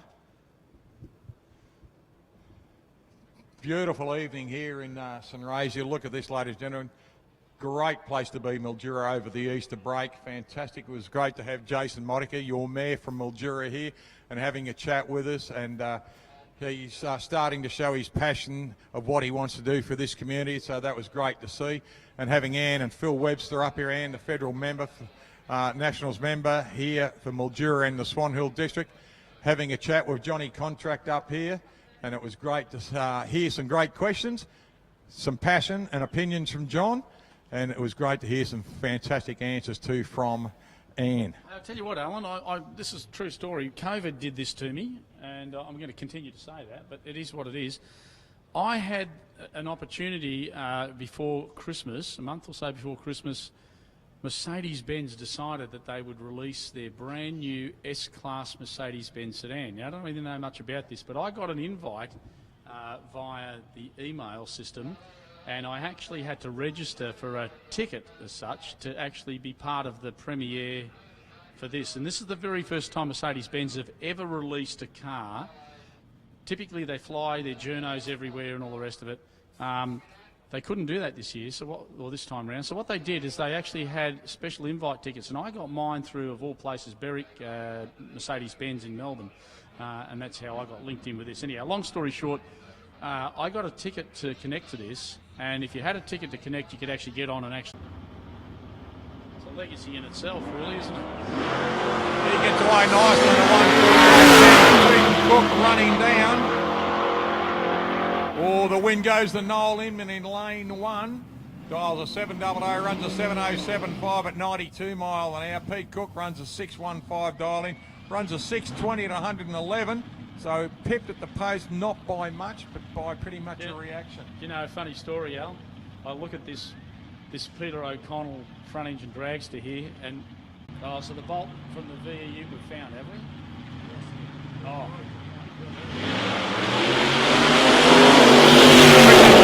Gets one at 635 reaction, and the win goes to, oh, look at this, Pete O'Connell in the Goblin in lane 2, dials a 600, 6141, 645 for Richard Farquhar, but the win goes to O'Connell. Here we go, the forwards with... Rightio, guys, I've got one of the competitors up in the stand here. Craig Ferguson. How are you, Craig? Craig's chasing a drive. So it's the bolt that goes from the drive shaft into the differential. It's got a standard bolt. It's about probably 2 inches long. Daniel Grant gets one at 023 and 805 dial in. And he goes through. Look at this, an 805 dial in. Runs an 807 at 7. Love the look of the Holly Camilleri car. Look, both cars are beautifully presented out there. And I love the little wing on the back of the Camilleri car. Now, Daniel Carranza, who drove through a couple of seconds ago, has got twin parachutes on the back of his car. Shoots out at the end of the strip. Josh Maggs, 861. Holly Camilleri, 800.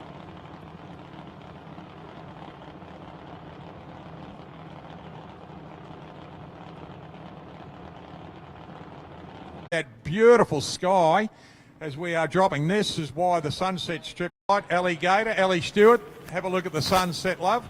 And there's your Carlton. So, not only for himself, so Mum can have a drive too, because once you've got the addiction, it's hard to get rid of it. Brooke Camilleri, she's dialed in a 795, 859 for Cannon Hayes.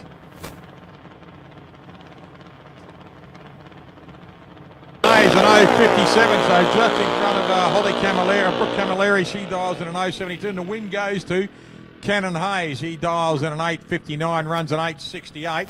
Got a great reaction of an 057 there. 795 runs an 801 for Brookie.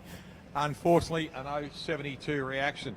Twins going under the tower, twin 35 pickups.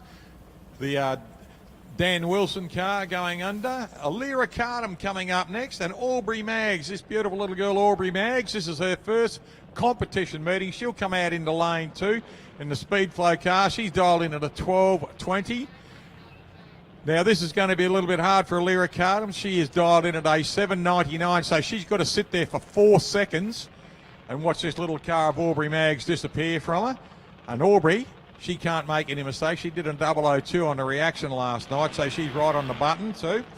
Now, Alira Cardham, she's been running tough all the time. Everywhere Dad races, she races too. So she was in Sydney last weekend, enjoying herself too.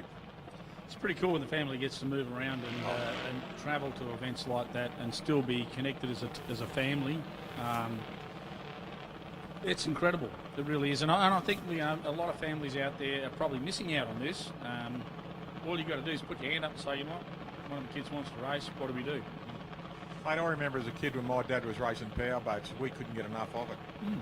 You know, there was no junior powerboating back then. There is junior powerboating now. They run around little 15 to 20 horsepower outboards, and they have a lot of fun doing it. It teaches the kids boat racing, it teaches the kids safety, it teaches the kids, you know, where they are in life. And I love it about juniors too. And I love the fact that they are now travelling everywhere as a family in the car to go racing. Right, Alira, she's got to hang around for an 082 for little Aubrey. Oh, red light for Alira.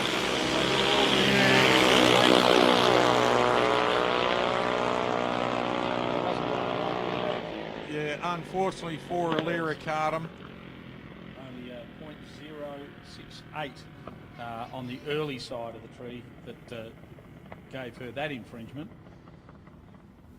Unfortunate for Alira Cardham, but well done to Aubrey Maggs. She held her own. She did a 220 and ran a 231, so good. 082 on the reaction time, so she's done quite well for herself there too. Looking good now for our next round of our modified motorcycle. I'd say that's the last of our junior dragsters to go through. And I can hear that noise, tells me, as sure as chocolate eggs means Easter, that noise means modified motorcycle, so that's where we're heading. We've got Gregor Birdie down there in lane 1, dialed in a 715. Sam Skerry on 550 in lane 2.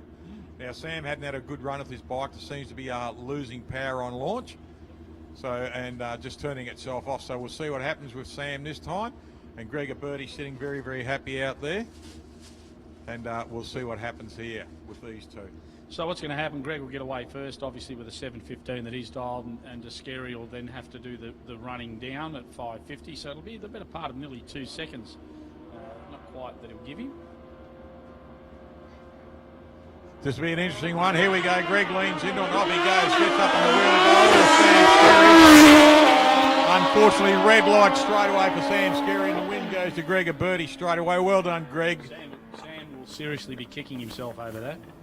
And on top of that, he actually broke out as well. So the bike launched beautifully for him. It's been his best launch all weekend.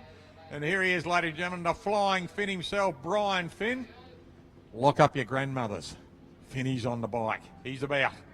Anthony Wilson out there in lane 1, 670 against the flying Finn. He is dialed in 670. So we've got a heads-up start. Heads-up start purely because of the dial-in time. Now, what a heads up means, ladies and gentlemen, both riders leaving on the same green light, whether it be no dial in or the same dial in, which it is, both on 6-7. Bottom of the tree for Shrobby. Some issues there, and getting out 0.01 early hasn't helped him when you consider that the 0.014 of Chris put him where he needed to be for the win. You know, he dialed at 5.67 and went 5.73. Up on, we're going into Super Street now, ladies and gentlemen. Certainly enough to allow Kylie O'Connell in the Muttley to get away first, and then Cara Batola to chase. This will be interesting, Al. Look, I love this fact that Cara Batola used to be and loves the drag racing, just like Kylie O'Connell. She loves the drag racing. I'll tell you what, she might have just lost that through a red light, but she'll still be smiling on Tuesday about the racing. You know, coming to this place and racing, and coming out of COVID, you know, that's what it's all about. That's what I'm for. She'll be in Wyala in 2 weeks. She'll be racing over here for the 2-day meeting. Put herself in position to be the Charlie Dennis champion. Why not? She enjoys it. The O'Connell family do a fantastic job with their racing. Mike Generis, James Sparks, red light. Generis will see the lights and take the winning. Piles of 686, runs a 690. So he's just a little bit above what he needed to be, but an 051. Unfortunately for Sparksy, look at this, dials of 630, red lights, and Relay Nova. Here's dialed in at a 705, and we've got Peter Carianis out there in the Monaro dials, a 764.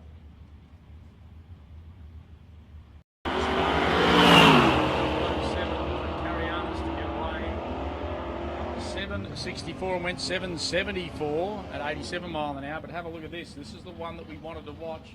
That was the Chevy Nova of Paul Jennings. Dialed to 704 and went 707 with a reaction of 078. Better of the times there. For Chris Whittaker too. 1, he's lost the race through a red light, and 2, the bloke's idle over the line on a 20-second pass. Yep. Now, we've seen this so many times in drag racing. I remember a final here one night in the Supercharged Outlaws. One car ran out of juice on the start line, couldn't start, and the other one got about 2 seconds down the track, so we did not have a winner for the race. And, you know, this is drag racing, and then many years ago, the same thing had happened again. We had one car red light. The other car blew up on the start line, but still had the momentum to roll across on a 28-second pass. It takes the win. If you go down the path Alan is saying, you know, I qualified into one of the rounds on a 30 mile an hour pass. It took me 20.7 seconds to get across the line. They look at you going, what the hell are you talking about, mate? Like, what was the other guy doing? Well, this is what happens. That's right. He's unfortunately made the mistake, which has put him out now, Chris Whittaker and Neville Hareen, if he can fix that problem. If anything, the car sounded like a box of rocks going down there, so I think what it's done is done a couple of cylinders, and that may be just a plug or a lead or a distributor. It could be any number of things, Alan. Important part about it was it went under its own steam down there, and I think that's probably a good thing, because it just means that whatever it is not gotten worse, but it's certainly something the guys have got to play with and look at. So interesting to see what the outcome is on that one. And sometimes it is the most simplest thing, like, you know, we've seen it before, a plug lead drops off, something happens, you know, like it happens. It could be another thing too that I don't know what I'm bloody talking about too, John. Have you taken that into the equation, mate? Well, no, I'm actually going with you on this one. Mate, look, it's drag racing, and I'm sure that Neville has been around for a long enough time to get under that bonnet and realise what the problem is, and hopefully we'll fix it up. So don't forget, guys, well, we've got a couple of minutes, and before we put the next lot of programs on for you, the guys in the coffee van are doing some catering up there with coffees and food and the like, so make sure you catch up with those guys. The booth operating, doing a great job. So too are the Sublakis. Good on the guys for coming down and helping us out and doing the donuts as well, and Scoop's delight with all the ice creams. Thank you so much for coming down and helping the match. And a big thank you to Trevor. Trevor down in the area. You do an awesome job, and he does pretty awesome coffees too. So great to have so many awesome caterers here for us this weekend, Alan, looking after the team and the people that have come out to the Sunset Strip here this weekend to watch this awesome Supercharged Outlaws Easter Shootout meeting proudly brought to us by the team at Monty Electrical and Monty Engineering. Thank you so much to the Montys for their involvement here with naming rights sponsorship to the event here this weekend. It's been a magic weekend, ladies and gentlemen. I love coming to Mildura for Easter time, purely and simply because what we're doing now, this is my 20th year coming to Mildura. As a commentator, I've been coming for about 24 years, a couple of years as a spectator with the good friends of mine. And for the last 20 years, I've had the pleasure of commentating with this gentleman here, John Contract, every Easter. And it's been nothing but fun. And it's a great place to be. Mildura is a beautiful city. I love the place. And why would you want to live anywhere else? Well, I do live somewhere else, but I do love coming here, mate, you know. The tractor's just doing a couple of laps now, ladies and gentlemen. This is just pure track maintenance. Just taking a little bit of a scrape just to clean some of the... what it actually does, it just rolls over what the track's there, and it's just actually bringing the best to the surface again. It's like someone giving you a massage. Kind of, yeah. That wasn't a hint either, mate. No, it's exactly what they're doing. They're bringing it back to being the best that it can be for competition in our finals tonight. Got a great crowd. What we might do, ladies and gentlemen, if you have got a phone, an iPhone or a phone there, it's got a torch on it, get your torches going and point them over towards the tower for us, and we'll get the wave going. So get your phones out, get your torches going on your phones. There we go. We've got a couple popped up already. We'll make it look like a starry, starry night. There we go. Look at that. We'll get that on YouTube for you. Come on, everyone, get your phones going. Start waving about. Make them look like a street. That's it. Look at this. Write your names. Write your names in it so we can get them. Look at this. Oh, you've spelt your name wrong, Sparrow. There's a double L and Alan over there. Alec is done with an X over there. And Cassandra is 2 S's, all right? So do it right. There's another bloke up there. There's a Lyle on the hill. There's a Norman down there. There's a Tristan. There's a Christine and a Mary. So we're doing well. Keep writing your names, everyone. Come on, get your phones out. Don't sit there and think, oh, this bloke's an idiot. Well, I know I'm an idiot, but get your bloody phones out and have a bit of fun. Come on, wave them about. That's it. There's a couple of people over there saying, nah, not going to do it. The bloke's a dickhead. Enjoy yourself. Love it. Righto, people in the pits. 1, 2, 3. Big cheer for the people on the hill. Oh, the people in the pits win. You've got to do a better job than that, people on the hill. Are you ready? 1, 2, 3. Oh, listen to those lungs. Congratulations. I think we'll do this again a little bit later. All those people coughing. Give me a smoke. I need another.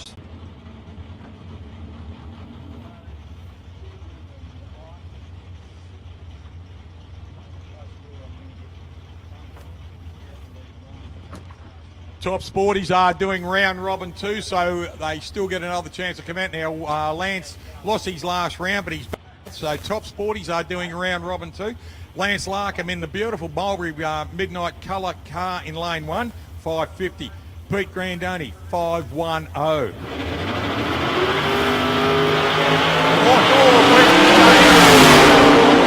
Lance Larkham. Lance has seen the light, and he still goes through on a 533 at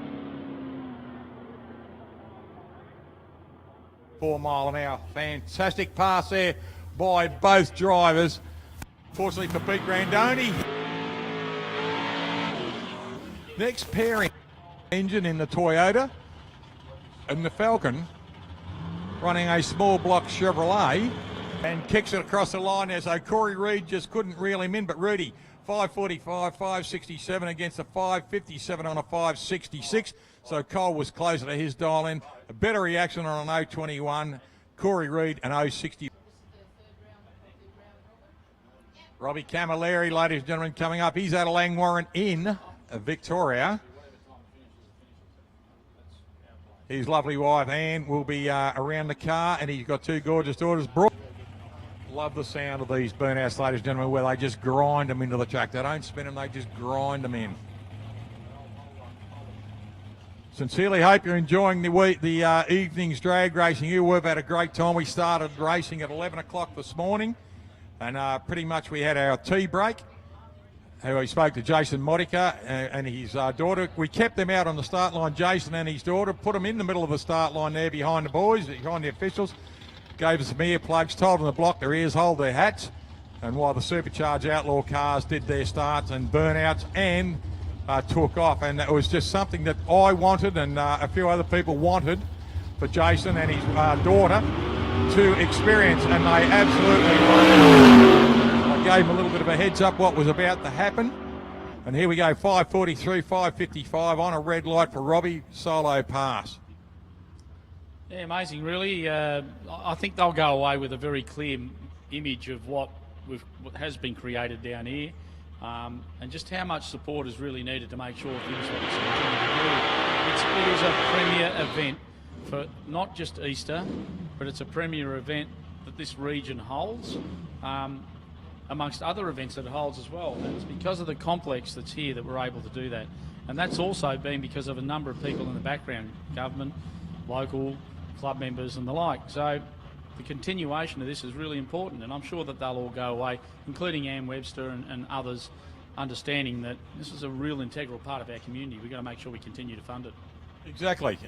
As Jason said, you know, they've put a fair bit of money into this drag strip, and I said to him, Jason, in all fairness and love and everything, mate, yes, you have given us a lot of money, but we always need more. We always need upgrading, because we don't ask, we don't get.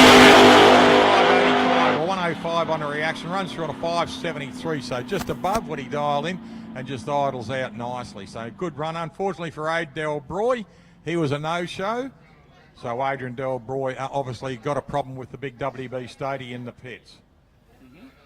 But sporting clubs, no matter whether it's a football club, netball club, tennis, baseball, softball, whatever, drag club, speedway, you name it, all clubs, community, we need the funding, we need the grants, and if, as Jason said and Ann both said, grants are always there, let's help you get them. Hey, listen, I've got one quick thing I want to get across, and we talked about the City Heart yesterday with the show and shine. It was only 15 days before that the City Heart got their opportunity to run the show and shine and got the go-ahead.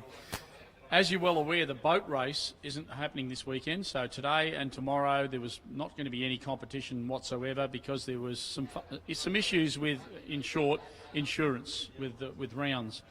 What I can tell you is that the ski club, a local ski club here, had a bit of a whip around to find out how many people with boats would be in the area. Turns out that there's about 17 boats in the area that are keen to put to water. So what happened, wait till you hear this, this is a great story. Jeff Thompson and the crew went to the MSB, to RMS, and actually spoke to them and said, listen, what's the chances of us closing the river instead of getting the opportunity to run at different times? How about we close the river and run a demonstration up and down on Sunday? To which they were able to secure from 8:30 tomorrow till around about 12 tomorrow, closed water for those 17 boats to demonstrate from the ski club up to Caradoc, turn around and come back again. Now what that means is that it's not a race, okay? This is a demonstration where these guys can trim out with all the power they've got and pull their skiers on ropes, just like race day, but without racing, purely just to do a demonstration. So if anybody wants to see some of the fast boats running tomorrow, come down to the waterfront area, anywhere from the ski club through to Caradoc. You'll get to see these 17 go up to Caradoc. We'll drop them at the other end, we'll turn them around, and then we'll bring them back home again. So what that means, Alan, is that for Easter, we will see some boats, and I think that's a great thing. And again, a big thank you to not only all of those people that are involved with those boats, they're putting them in the water tomorrow, but thank you also to the RMS for their involvement, and Jeff and the guys from the ski club for the initiative of this. And it was also great because they also wanted to support the City Heart. And that's the reason why they had a number of boats there yesterday. It's because they want to be part of what's going on. They felt bad about the fact that they couldn't run the racing over this weekend. Trust me, it will come back bigger and better next year. But this is the opportunity they had to put some boats on the water and put them up for display on Good Friday for the show and shine to be still part of that integral draw card for Mildura over Easter. So thank you so much, Jeff, RMS and all the others involved. Look, that's great news. And, you know, the beauty about it, they're going to get out there, they're going to do what they absolutely love to do, and they're going to do a demo and everything like that. They're going to go full skirt, as you said, and it's another thing for the public to go and have a look at. And the boats, mate, you know, more love of boats than skiing and everything. I just love watching them go past on top of the water. Yeah, and look, as I said, a big thank you to Jeff Thompson and all of the ski club people, the RMS, and all of those involved with it. It's not that it's really easy to say, look, we won't do anything until next year. But no, they've decided that they wanted to do that, and this is something that they'll give to So all these guys are doing this at their own cost. They just want to get out in the water and have it run. And it was better to run them all in one group than to try and straggle it all over the weekend. So great initiative, and it gave some extra colour to the show and shine yesterday. Exactly. Yeah, love the boats, love the skiing. Stewie Johnson out there. Stewie's in lane 2. He's dialing into 503. 500 for Alison Stewart, the alligator. And here we go. There we go. Look at this great reaction. Both cars. 0.22 for Stu Johnson. Then Stewie Johnson takes a win in lane 2.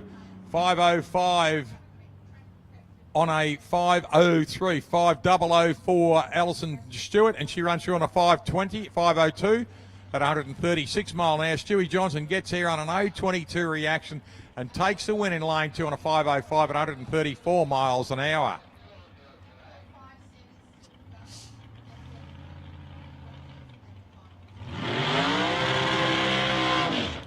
Shane Wind out here in the drags, and now in lane 1 now. That's a long drag, so that's about a 260-inch drag for that one. As a nice little modified. He has his pipes down, just passing the wheels there like that. Got the big intake on top of the carburettor. Very powerful little hot rod, this one too. So Shane Wind, he has dialed in.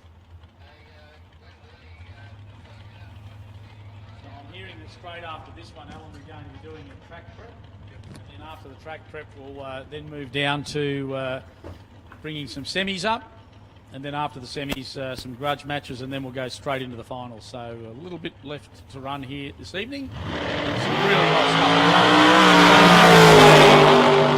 0.33 on the negative side, so it would have been a red light had he have been up against some, but certainly not. That takes him through on a 482, 4.82 seconds for his ET, 141.57 miles per hour. And as I said, we're going into a small track prep now. It won't take us very long to do this. It'll be a quick track map up and down. Great opportunity to have something to eat, something to drink out of those fantastic caterers. Our club catering down there for the bar. The guys in the new coffee cum food van, thank you very much, guys, for coming down and being involved with that one.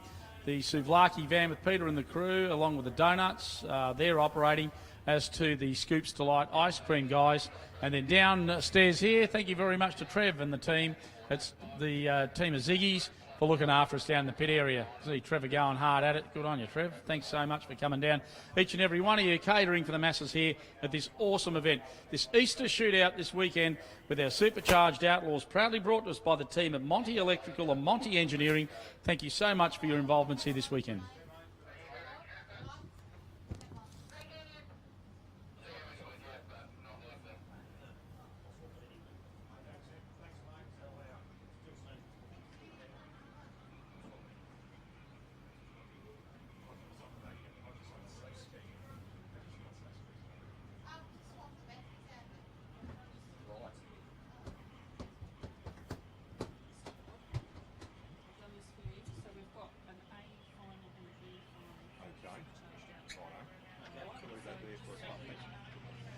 Ladies and gentlemen, what we're going to do now, this is the procedure. You'll hear Tim in the background on his microphone, our meeting director.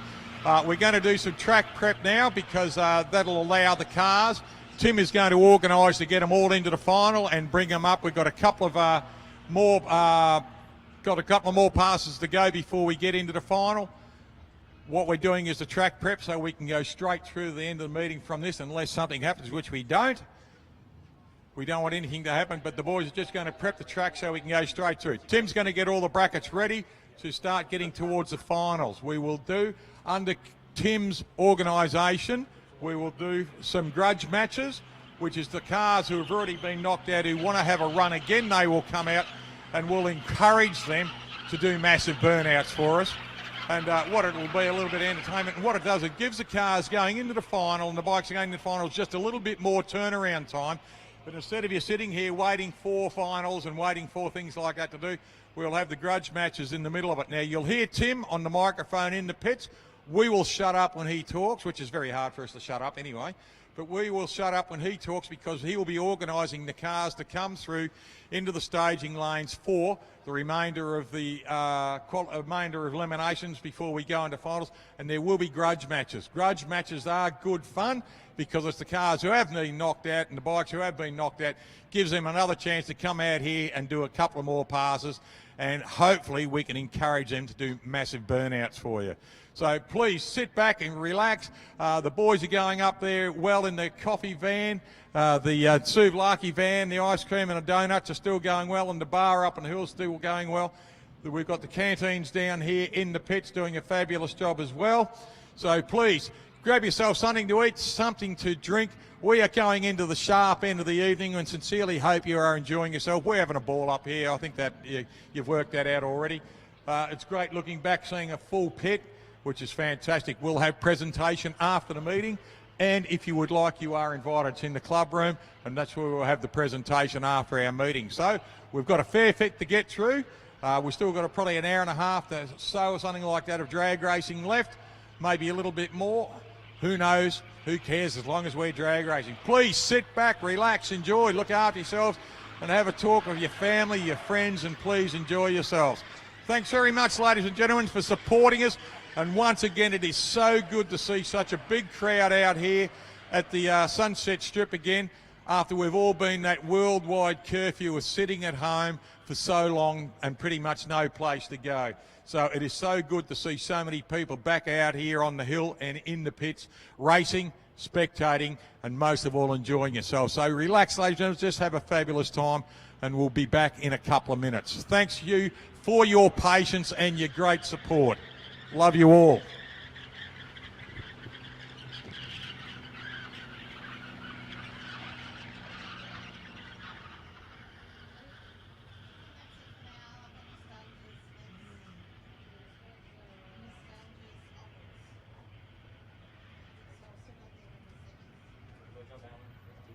That's fine. Thank you very much.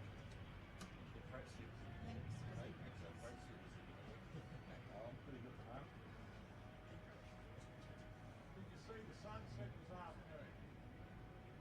Looked exactly like a car. Oh, just having a chat. What about yourself?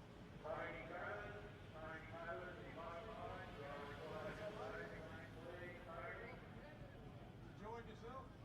That's what it's all about, isn't it, mate? How's the family there? Good? That's good, mate. You enjoying yourself? Having a good Easter? That's what it's all about. Just when you're wandering through the pits, have a good look around. If you want to have a close look, just ask anyone in the pits, mate. G'day, Marius. What's that? Yes, yes, exactly. All right, boys, enjoy yourself. Have a great weekend too.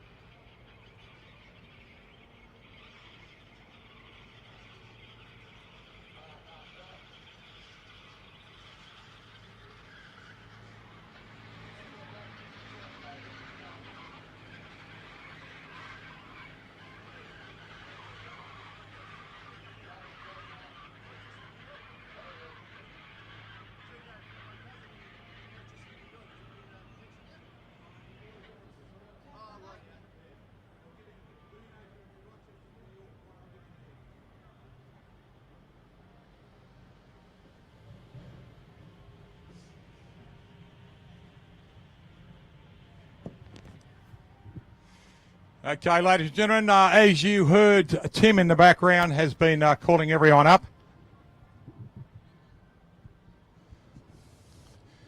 Tim in the background, he has been calling everyone up into their lines. Now, look, I've just been presented with a lovely present. Leo Parasotto out of Griffith, the 34 Chevrolet Coupe, has just given me a beautiful bottle of Shiraz here. I really do appreciate it. It's called King's Prohibition. It's by Calabria Brother Wine. So big thanks to Leo for presenting me with this bottle and giving it to me as a gift. I really love it. And this is what drag racing's all about, friendships, and I absolutely love it. So Leo, Anne, and the kids from the Parasotto family, thank you very much. I do love you all. And when you do things like this, mate, it means a lot to me. So thank you, Leo, from the bottom of my heart, mate. I really do love you and your family. That is terrific. And the Calabria family for their wines too.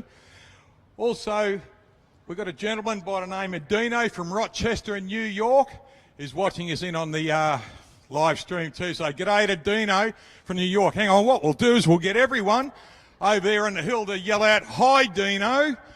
Are you ready? 1, 2, 3. Hi, Dino. There we go. That's a good one. Thank you. We are going around the world, ladies and gentlemen, live streaming. Oh, we better give Anne a call too. I also want you to scream out at the top of your voice, "Hi, Anne." This lady follows us all the time. She lives in Denmark. Her name is Anne Mandel Jorgensen. We always get comments. We've been on Facebook. We've met her through Sporting Scribe. Never met face to face, but she gives us a lot of details about drag racing through Northern Europe. And we try and give her as much drag racing around about the Southern Australia area. So we've become good friends through the messenger. So what I would like you to do, ladies and gentlemen, on the count of 3, yell out, "Hi, Anne." 1, 2, 3. Good on you. Thanks. She will absolutely love that. Now you better say hi to the Kennedys in Cleveland. 1, 2, 3. Thank you, ladies and gentlemen, for your participation and good fun. We're talking to people all around the world here. And it's people like you supporting us and coming out here makes it even better fun to do. Thank you.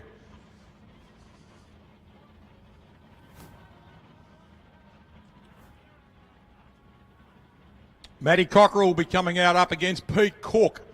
We're in the nostalgia class. And now Matty Cockerell in the Falcon, he'll dial in at a 6-1-8 and go into lane 1. In lane 2, Pete Cook in the little full-on burnout by Matty Cockerell in the Falcon. He gets some heat in the tyres. There we go. Cookie gets a nice one. Look at this, Matty Cockerell burning on the tyres beautifully.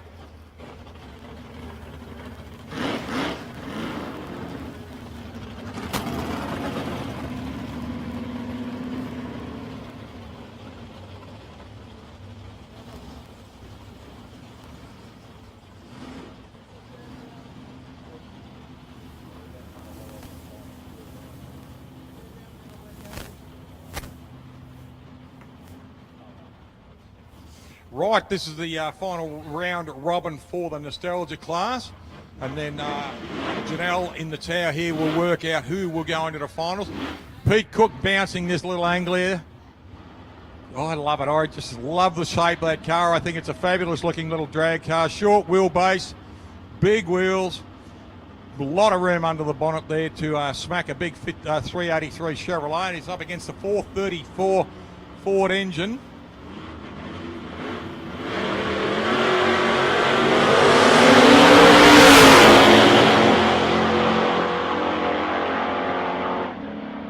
Great pass there by Matty Cockerell. Takes a 5, runs a 6-1-8 on his dial in, 625 pass on a 102.74. And a 613, runs a 618. So well done to Matty Cockerell, takes a win there.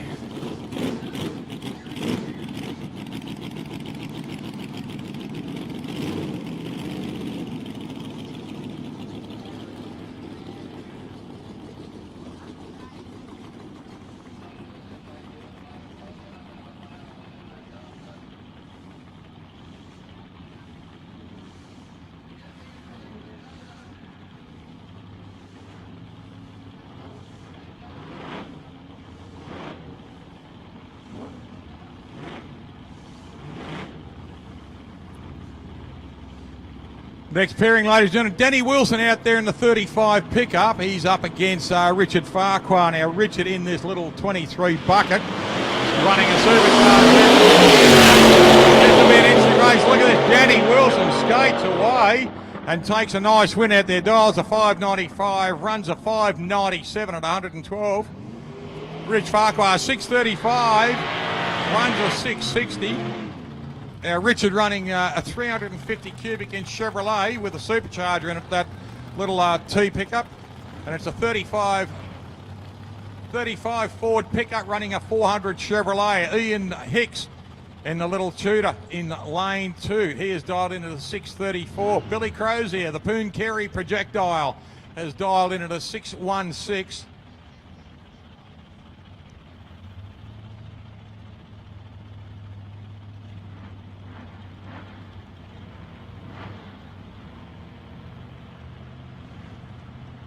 Both cars just rolling up now. Hicksy running a supercharger in the yellow Tudor.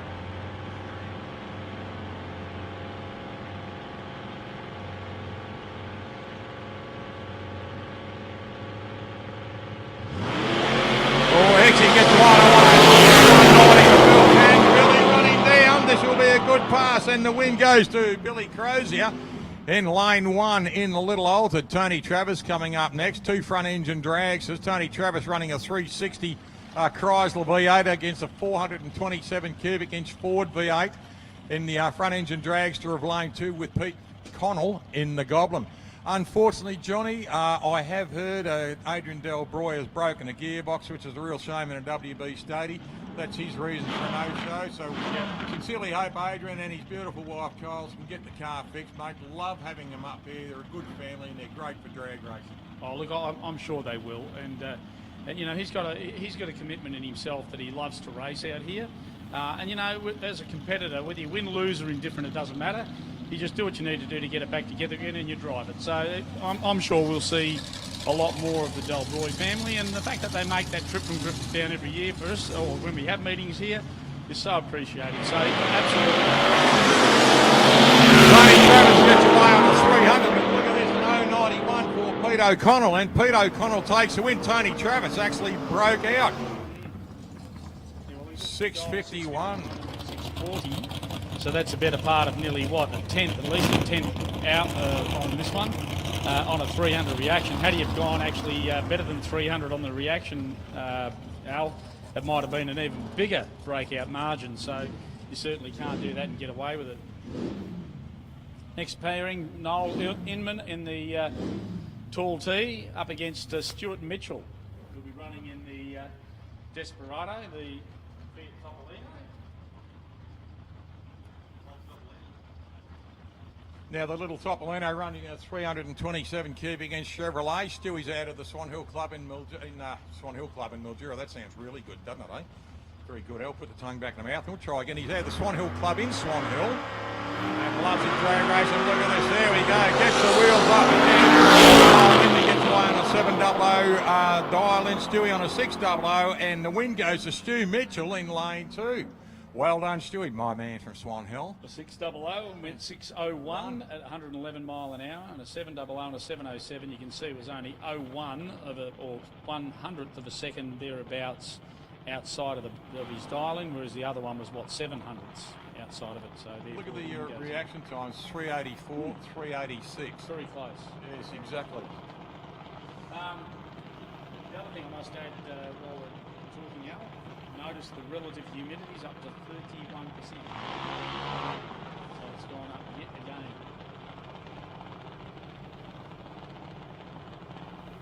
Aubrey Maggs and Holly Camilleri. So this is the first of the semis, I believe. Right. And the two girls in this one.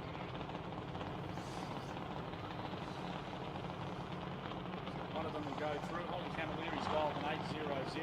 Aubrey Maggs. And this is a first meeting for Aubrey, doing a sensational job out there in this rail.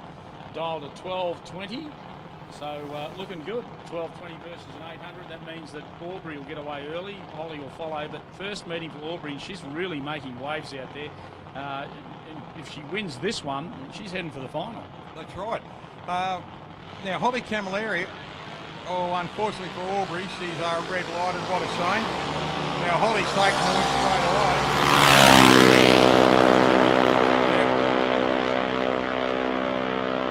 Look at this. Holly Camilleri drives through on an 800 dial in on 8040. So she's done extremely well. Now, little Aubrey Maggs is 8 years old. I believe Holly Camilleri is 18 years old. So she's right at the end of her drag racing career with juniors. Yep. And how's that 10 years of drag racing as a junior before they actually go into senior ranks? 10 years as a junior before they actually get a driver's license. Incredible, So the awareness of these kids in these cars going at speed once they get into a sedan car, they are going to be 10 years experience before they get their license. That's more experience than a lot of other clowns on the road have got now. No, it's funny, isn't it? You know, you sit down and say you've got to have so many hours of driving experience, and that's what man kind of got that already. Really, that's 10 years and 120 hours experience they've got, isn't it? That's what I'm trying to say. It's a bit like, you know, RTA saying to them, you know, you need 120 hours before you can go from, you know, P plates to, you know, your license, or sorry, 120 hours from your L's to your to get into your P's, and she's going to turn around and go, I've been competing for 10 years. That's a lot of hours I've already done.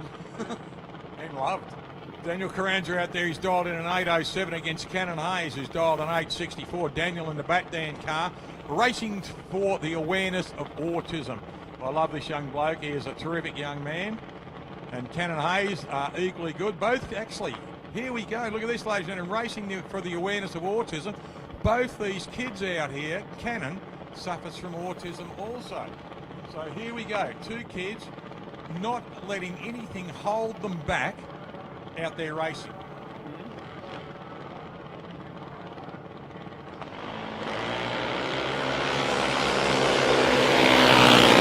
Good reaction time from Dan. Look at this, an 0.29 against an 0.41 of Cannon and Daniel Carranza. Look at this, an 8.07.9. Wow. What a great pass for Daniel. Unfortunate for Cannon, an 8.64 on an 8.67. So we've got an 8.07 on an 8.07 and an 0.29. Dial in, so therefore Carranza's going to get it. That's right. Now we've got a Camilleri versus a Carranza in the final for the juniors. And that's great. Boy versus girl. It is. It is. Love it. It's a shame that the last four kids who have just been knocked out can't get a prize too. I know participation ribbons aren't the things that when these kids try so hard.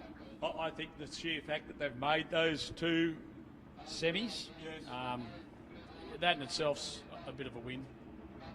We're going into modified bike now. They've been running round robin. We've got Marius Detroit out there on the motorbike and the Motard, and Sam Skerry on the motocross bike with the Motard tyres. That's what I was saying. And Sam Skerry out there on the Suzuki with that attitude on it, where the whole bike is lowered at the front to change the centre of gravity, being a drag bike. So he has moved the centre of gravity on the bike where the back sticks up and the front is as low as you can get it. Quite an unusual looking setup, but still it works for Sam. 500 he has dialed in at. Marius has dialed in at an 840. 450 cc's there. Yes. And I reckon that's probably the better part of 1100, something like that. Exactly, the big hot Suzuki. So look, Marius has got nearly 3.5 seconds to get away from him. So we'll see how he goes on his launch. This will be a launch for Marius to watch.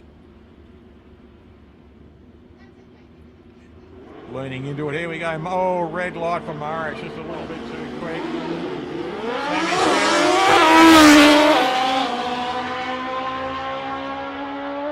Oh, he's driven it out the back door too beautifully. Look at this. Yes. Oh, really, yeah. Marius red lights, 840 dial in, 840. He actually rolled. He rolled forward before he left. I saw it happen. And had he have not done that, look at this, a 440. He's dialed a 500 on a 545. He would have been 0.4 of a second off, whereas Marius would have been only 0.04 of a second off. And he probably would have taken the win in that one. Yes, unfortunately for Marius, but well done for Sam. Once he got that thing humming, he really rode that out the back door. You could hear the thing screaming past the last two boxes down there and the stripes on the fence. Yep. Our next pairing is Nat McKay And Anthony Wilson in lane 2 on the 670 dial in, and Nat McKay in lane 1 on the 551.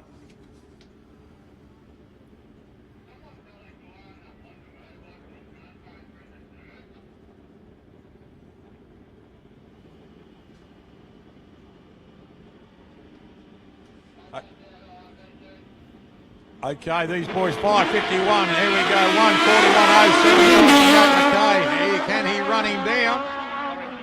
I reckon he has too, and look at that. Great win there for Nat McKay. Dials a 551, runs a 559 at 122 mile an hour. Anthony Wilson a 670, runs a 703. Reaction time for Nat took it away too, 79 against a 141. Always going to be in your favour when you're closer to that 0 number. Gregor Birdie's up next. He is in lane 2. Now, this is mate versus mate. These two blokes are pitted together. And once the helmet's off, best mates, once the helmet on, it fills up full of blood and they're into it. I reckon they're the best of buddies when it comes to drinking time afterwards. Used to crack me up. We used to have... I nicknamed him Valentino Rossi because of the Fiat advertising on his bike. Malcolm Price, his name was. Good guy, used to travel a lot. Work commitments actually taken him away from drag racing for a lot of years, which is a sad thing. But still, he's got to work, got to earn the grocery money. Here we go, 0-1-3. And misses the cog, and Brian Finn gets a chance to catch him up, and Finney takes the win, dials a 670, runs a 687 on a win.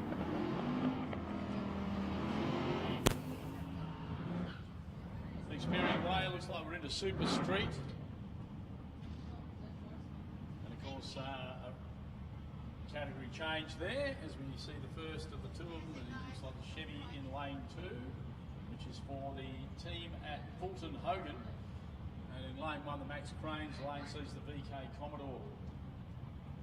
Parked there for Michael Gunaris and Paul Jennings. Lane 2. Jennings has dialed a 706 and a 688 for Michael Gunaris in lane 1. Patiently in the pre-stages, of course, this is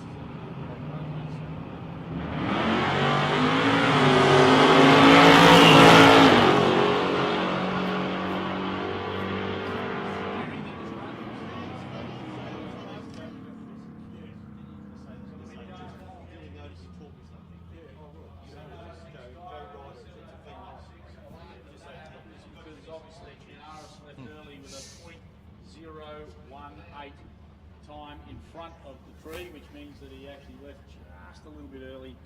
Had he not have done that, though, Paul Jennings would have broken out, but Jennings gets the win just the same. Cara Batoli next, up against Neville Hareen. Batoli in lane 1 for Max Cranes, and lane 2, Neville Hareen for... We didn't see Elvis, pardon me, but we've seen Santa Claus down here. Look at this. Good on you, Stewie. He's good, mate. He's a good guy.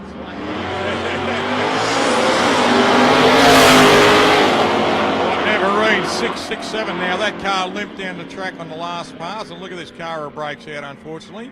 Neverine gets the win. Yes, he does again.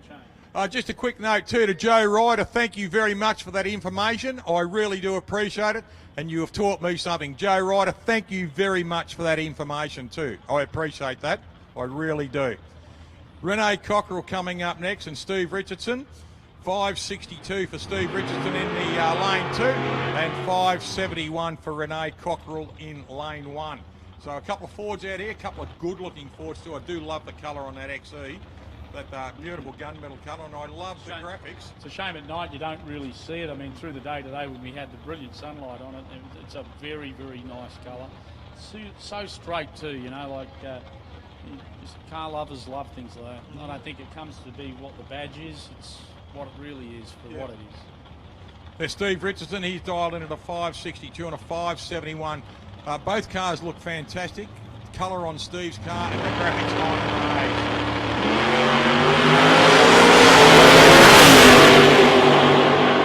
0.35 reaction there for Renee Cockerell. I'd say she takes a win pretty easily on that one. Dials a 571, runs a 578. 562 and a 588 for Steve, so great pass Great reaction for an A cockerel, Johnny. It is what it is. Ferrugia will be the next one away. Max Rains Lane, dialed as 5:73, which is a pretty solid time. 5:73 to be running in Super Sedan. Al? I love this car. I just absolutely love it. It is one of the best presented cars you'll see on the track today. Ollie Ferrugia, his dad, just backing away there in the white T-shirt. Chris in the car. They work together on this car. They absolutely love working together on this car. Wheels up. Oh, 566 drives her out the back door on a 000 reaction. It's funny though, the moment you see that, the moment I see that with a dial-in time, that dial-in's gone, I guarantee it. And sure enough, look at this. He dialed a 573, went 5669. So, you know, anytime you narrow that reaction time down that fine, I mean, pop my hat to him, good job. That's a great reaction time. I mean, it is perfect, okay? But that perfection there drives a bigger problem down further unless you get out of the gas somewhere in amongst all of this to not do that. He did a 000 last night too, so the bloke knows how to do it. Oh, absolutely. Now what we're talking about, ladies and gentlemen, the 000 reaction time. Soon as that light went green, the car left. There was no split of a second. There was no, when that light illuminated, he was gone. So he timed the shift from the yellow, the last yellow to the green, perfectly. You couldn't have picked it any better. He got it that right. And he's an old hat at it. He did it last night. That's right. Vince Monty coming up now in the Big HD. This is the first of the grudge. First of the grudge matches. Righto, here we go. I think with this one, Vince just wants a simple straight up.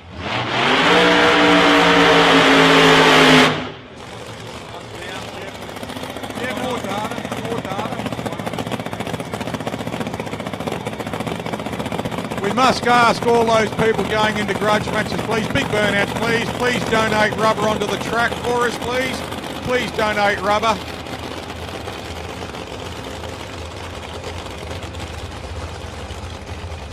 That sounds beautiful. I think that crackles nicely.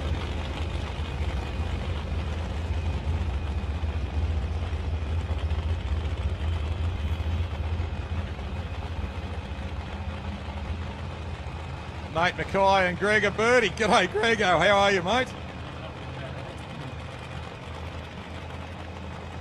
Vince Monty coming up in the grudge match here against himself.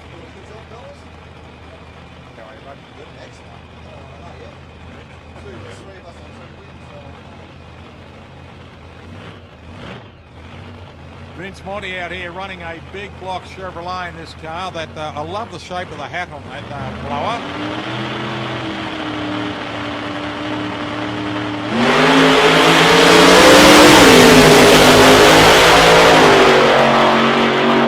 What a blind of a run. Look at this, mate. He's run a 5.190 and 136.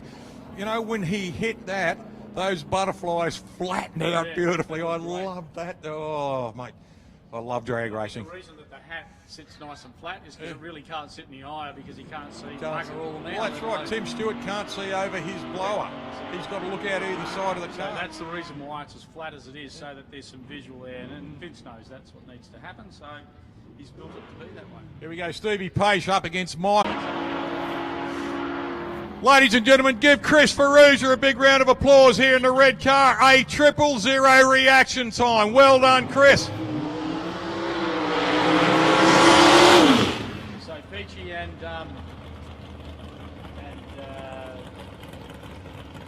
Michael Bridges.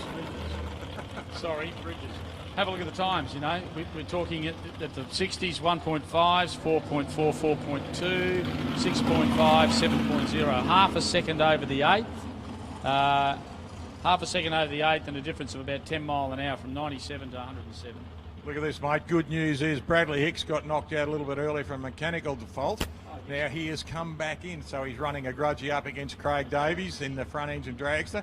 So this will be interesting now. Bradley has won a lot of trophies around the time he's been racing. He won his first Christmas tree down at Portland 14 months ago in the 100 nail factory. That's him.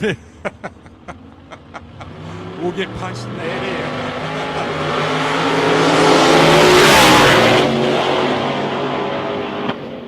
517 there, and yes, great little run there. 517 at 138 mile an hour. That will keep him happy. 548, 57, 120.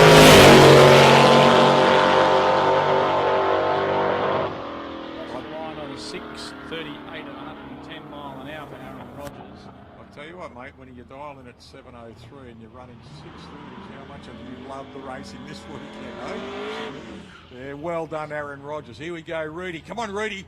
Big wheel stand, mate. See if you can give us a big wheel stand. The names will pop up in my brain in a second. I've just got to open a couple more doors up the back there. Palanca in the Tirana. Yep. And it'll come to me in a minute.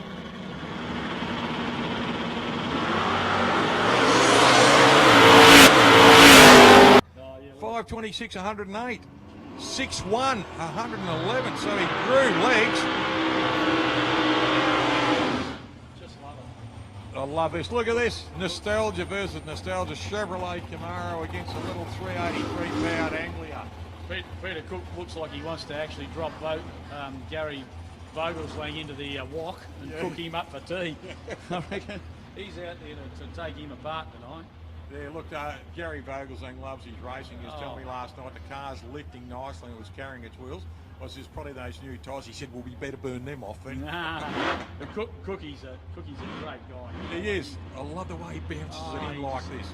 And it's such a little wheelbase car. Yeah. You know, he drives it so well. It's a real art to drive a car that small, that hard, with that much horsepower. I mean, that's seriously some big.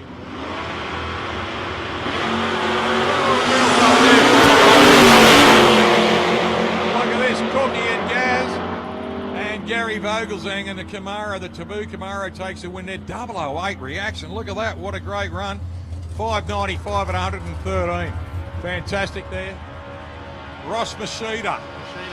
And the Chevrolet Love You. I knew the door had opened. And he started usually right back there before the water anyway, through the water. Started at South Merbeen, I think, didn't he? Like, he got halfway there, pretty much down to the 60, heading for the 165. I was like, yeah, you can stop now.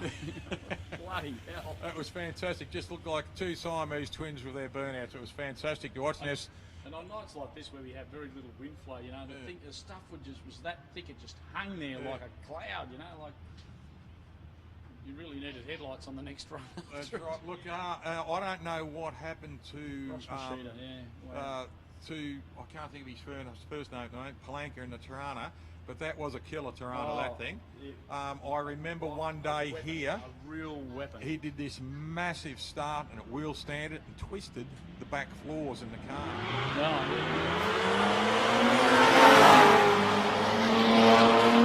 Look at this. Hunty flies through at the other end. They're still driving. Oh, bugger this, I'm keep going. 6,306. He's got there and Mike Jennings is on the phone. Pick up a pizza in Redcliffe, will you? Cooper Plummer coming out. Now we've got a couple of kids coming out in the grudgies. This is great to see the kids. Because Cooper Plummer, he's out here. He is coming into lane one. And Todd Wagner. Now Coop out of South Australia in Adelaide. And his gorgeous mum's up here is one of our tower ladies. Hi, Nellie babes. There she is. Big wave to the crowd, Nellie. Good on you, sweetheart. Todd Wagner, Stephen Wagner's young boy. Yeah, that's trouble in itself there, isn't it? Wait till he learns to drink. No, I've got to be honest with you, Steve. Steve's a really good guy. You know, he's been around. His heart and soul is in drag racing. Has been for a very long time. He was president of the club here for a lot of years and did a lot of good. And a lot of this is owing to the success of all of those different people that put getting a little bit of what they invested in years ago back. And I think that's a really nice thing, you know. So it's kind of like watching a whole new sunrise come up with Todd, and I think that's fantastic. So yeah, it's wonderful. Well, straight away, unfortunately for Todd, he's red lighted, so this grudge match will go to Cooper Plummer. Now Coop running down there pretty hard, goes through on a 9.20 at 69 miles an hour. Todd goes through on a red light anyway. It doesn't matter about the red light. Still runs an 11.8 at 52 mile an hour. This is a kid that Stephen taught everything to. I think he even started at a very young age. I think it would have been about maybe 4 months or something. He started doing skid marks in his nappies. Yeah. And just continued on. Hey, the bad jokes are mine, all right? The bad jokes are mine, all right? That one actually came from someone else. Yeah, I remember. Rightio, I need the following guys in the lanes, please. Top sportsman, I need 3156 B Matthew. Brad Matthews. I need 404 Lance Larkham. Just finalists, not in the lanes yet. Oh, sorry. What do we need just for the finals? They're in the finals, yes. Oh, Sorry. no, I'll leave that for later. Rightio. These are the guys in the Sorry, guys. Sorry about that. These are the guys in the finals. So in top sportsman, we've got Matthew and Larkham. In the nostalgias, we've got O'Connell and Cockerell. And I reckon in the bikes, it's McKay and Wilson. They're the ones that are making the finals. Excellent. Right, so this will be a good day. They've been running round robin all night, all afternoon. Matty Cockerell in the two-door Falcon. Yep. And then in modified bike, we've got Nate McKay on the Suzuki for long wheelbase and Anthony Wilson on the Hayabusa. So this is going to be an all-Suzuki final for the bikes. It will be a great... Look at this evening. What a beautiful... Look at the stars in the sky, eh? Look at the stars over there sitting on the hill. Hi, everyone. How you going? Let's get those phones out and get a starry night, eh? Come on, let's get them going. Come on. A little bit of fun. That's it. Look, we go starry night. I won't sing. Might make you crook. Come on, we need more phones. Well, your battery's dead. Come on, kids, get off Facebook. Get the phones going. Come on. Write your names. Everyone write your names. Come on, spell them right this time. Come on, everyone up on the hill, get your phones out. It's all for a little bit of fun. It will attract the Easter Bunny. My memory's that good, I'm hiding my own Easter eggs now. Come on, a few more lights over on the hill. The lights on the hill. Slim Dusty, good song. Come on, a few more before we get into racing again. Come on, a few more. Come on, pick them up. Come on. Alex Van Leeuwen. I did, mate.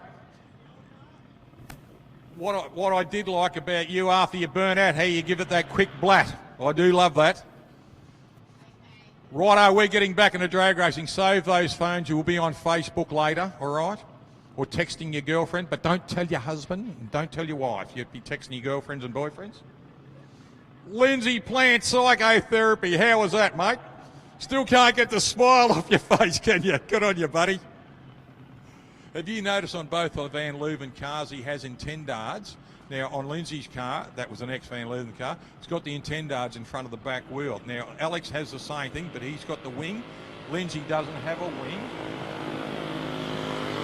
So I think what he's done is put a wing down low so that the downforce is low. What's your theory on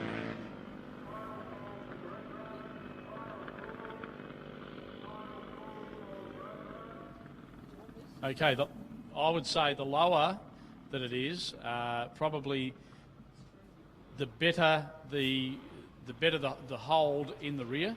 But the higher it is, obviously, at greater speed, drives a lot more downforce. So I suppose what's the real answer I'm trying to give you? In this distance that you're running at, it would probably be ample. But the faster you go, the more... Boeing earlier today, and they say, what's it on? I said, a drag car. I said, I'll ring up Frank Williams, will you, or John Force. Nah. We build aeroplanes.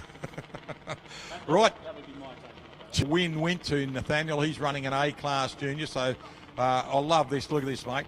It is a 250cc Blockzilla. For a junior dragster, Blockzilla. I love that, you know, powerful. Just like the Matty Ponton car. You walk past that junior dragster and look at it sideways, it'll punch in the face. Those junior dragsters are a cool thing, Al, because they are, in a way, so limited with their output from their engines.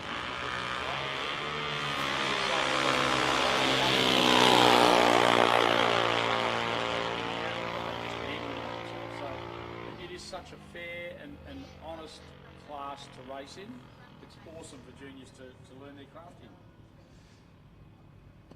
So let's see, Mags win it.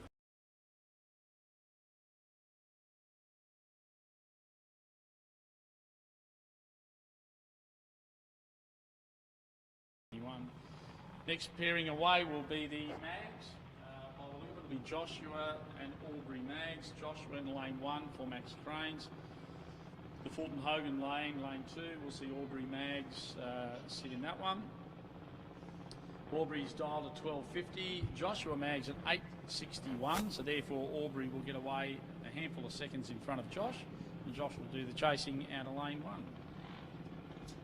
This is still the grudgy, so this will be good up at the kid. Here tonight, it's really important to get as many drives as you can, because realistically, you know, the qualifiers today, then going into the eliminators, and then again with some grudgies, you can almost put 2 meetings into one day, which is really important because Aubrey, coming into this now as a relatively newbie in it, needs the time behind the wheel. She needs the opportunity to be racing up against the lights, to be pre-reading the reaction times, to dial and see how close you get to it.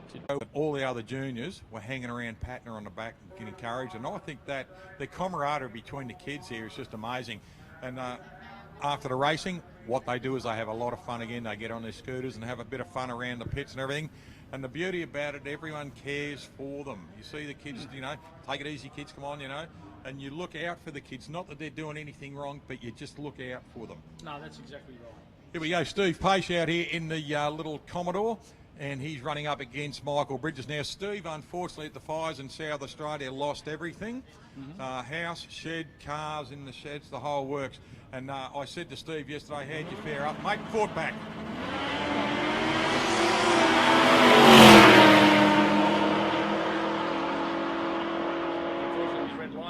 Steve Peach, and that's to the tune of an 0.34. Just a little bit too early, he got away, but no 46 for Bridges, who got through on a win of 97 mile an hour on a 6.95 ET. Here we go, Claudia Tatchell back out here up against Chris Wilson. Again, they have changed lanes this time, so this is another grudgy. Just Daintree D, how are you, sweetheart? Thank you for the message. Nice of you to be listening in on Sporting Scribe. We are going worldwide, as you know. And Mark down there has been giving us great video coverage all afternoon. What we might do in a couple of minutes before we get into the finals and get everyone on their phones going again with the lights, and we'll get Mark to do a scan so we can see the starry night. Well, they've got away okay, better reaction time. Probably went to lane 2 with Claudia, lane 1 with Claudia Tatchell. Well, look at that. Ran the wrong way. Look at that, but anyhow. We've got the wrong names and the wrong lanes. It doesn't matter. It's a grudge match. So that was actually a better reaction time there to Chris Wilson. Doesn't matter. Oh, look at this. Look at this. He has burnt those tyres off beautifully, Noel Inman. Look at the cloud of smoke coming through here. Corey Reid. Reedy, wheel stand, please, mate. Wheel stand in the Falcon. Noel, wheel stand in the Tall T, please. He doesn't need much encouragement either, that Noel Inman, I can tell you that. He's a juvenile who hasn't grown up, which is fantastic. You know the best part of it? He can't hear us. He don't need us. Okay? He'll watch what we say on YouTube, mate, and he'll laugh like bugger. He loves it. He will later, but at the moment he can't hear us, and he don't care because he don't need any encouragement. That's what you see is what you get. Noel Inman. That's it. That's Simple right. as that. Let's hope he wheel stands his car. We want Rudy to do the same thing. He's bunched in.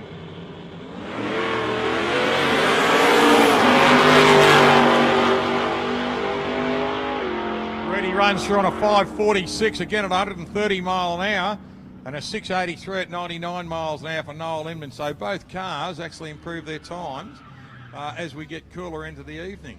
Have a quick look at the relative humidity, which sitting on 31 still. What was our track temp then, mate? Track temp was a measly 23. So it's dropped down considerably. It's dropped over 24 degrees today from the hot heat of the day. Deb O'Connell. She runs through on a 9.050 at 77 miles an hour. Just having a look through here. Steve Hunt's come around again for, looks like it might be one of the last of the grudges, because it looks like the other cars are starting to come into lanes for the finals now. I reckon he wants to drive the pants off this one. He's on his own, he can do what he needs to do. I reckon he's just going to let loose.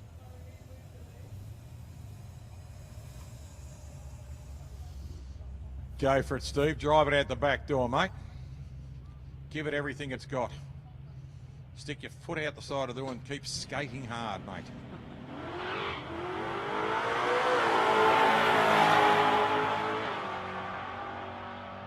I love the sound of that car. I really do love the sound of it. Look at that, a 650 at 107. He's getting better, isn't he? He is, mate. I do like that. That is so smooth, that car. It runs down the track so nice. Its nose pops up high because it's pushing a lot of wind with that big van on the back. Just love it.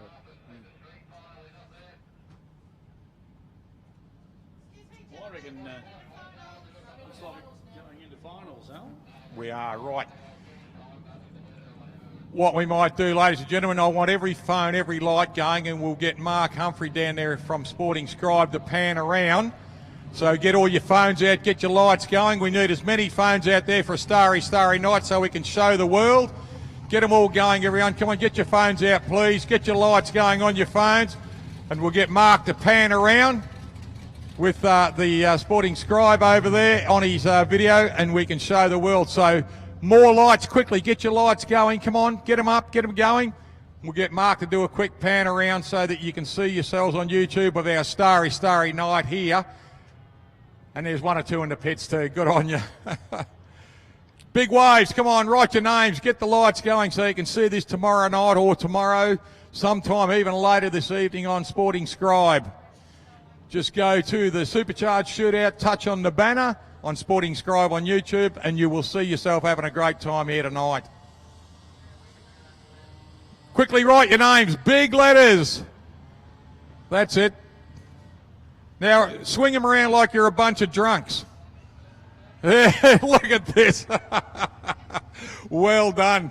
Good on you. Thank you, everyone. We really appreciate you enjoying the fun like we are. It's funny, isn't it? Very, very funny. Mate, we've got to enjoy ourselves. That's what it's all about. You know, we're having fun.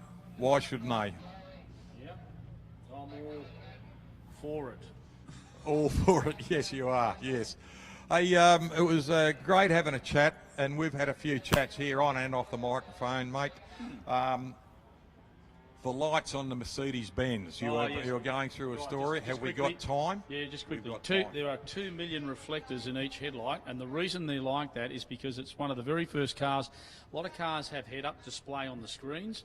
Mercedes-Benz have walked away from that. What they've done is they're now projecting through the headlights onto the road things like if it sees somebody coming the other way on a push bike, it will actually illuminate into that corner to show you that there's somebody or something on the edge of the road.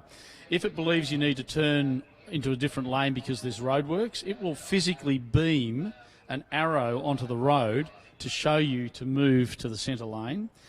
The lights are augmented, which means that when you're driving along, it'll actually reflect upwards or down if you're going up or down hills to actually help do that. If there's a car coming in the other direction, it will actually stun the little reflectors. As the headlight starts to approach the car, it'll actually stun a zone that actually follows the car as it goes past you.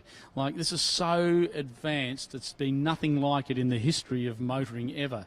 And on top of that, it does this really cool thing where when you lock your car up in the car park somewhere and you walk out, you hit the button to unlock it, it puts on a light display on the ground to actually show you that's your car that you're walking towards. It's very, very clever, okay? It's also got LEDs all the way through the inside of the car.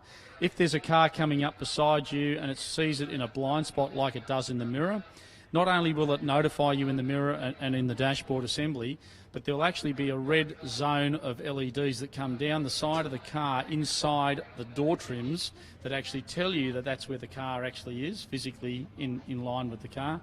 And another really cool technological advance, it also has the ability to not only give you fresh air and recirc, but it can actually scent the air coming in as well. And on top of that, the other really cool function is that, you wait till you hear this, is really cool. You can park the car up. You can actually then come down from your motel room the next morning and with your phone physically start it. The car will start, back out, and will bring itself down to the apron where you're waiting for it. Just absolutely amazing. This is the new S-Class Benz. It took me the better part of about, I reckon it was nearly 2 hours for this project or public release. And then it went public after that.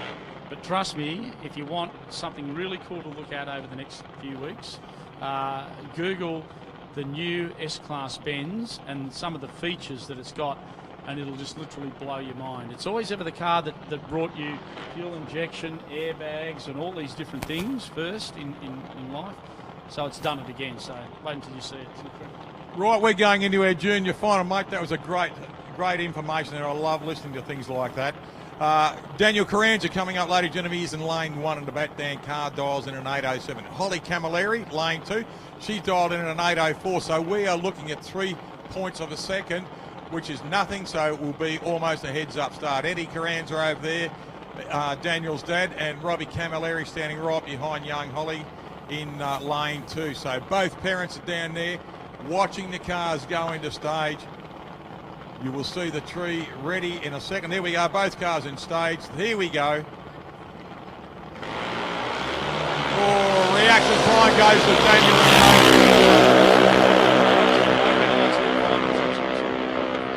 And Daniel Carranza takes the win in lane 1. Congratulations. Congratulations to Holly Camilleri. Unfortunately, she breaks out, dials an 8:04, runs an 8:01. 0.03 of a second. Second out. So congratulations to Daniel Carranza.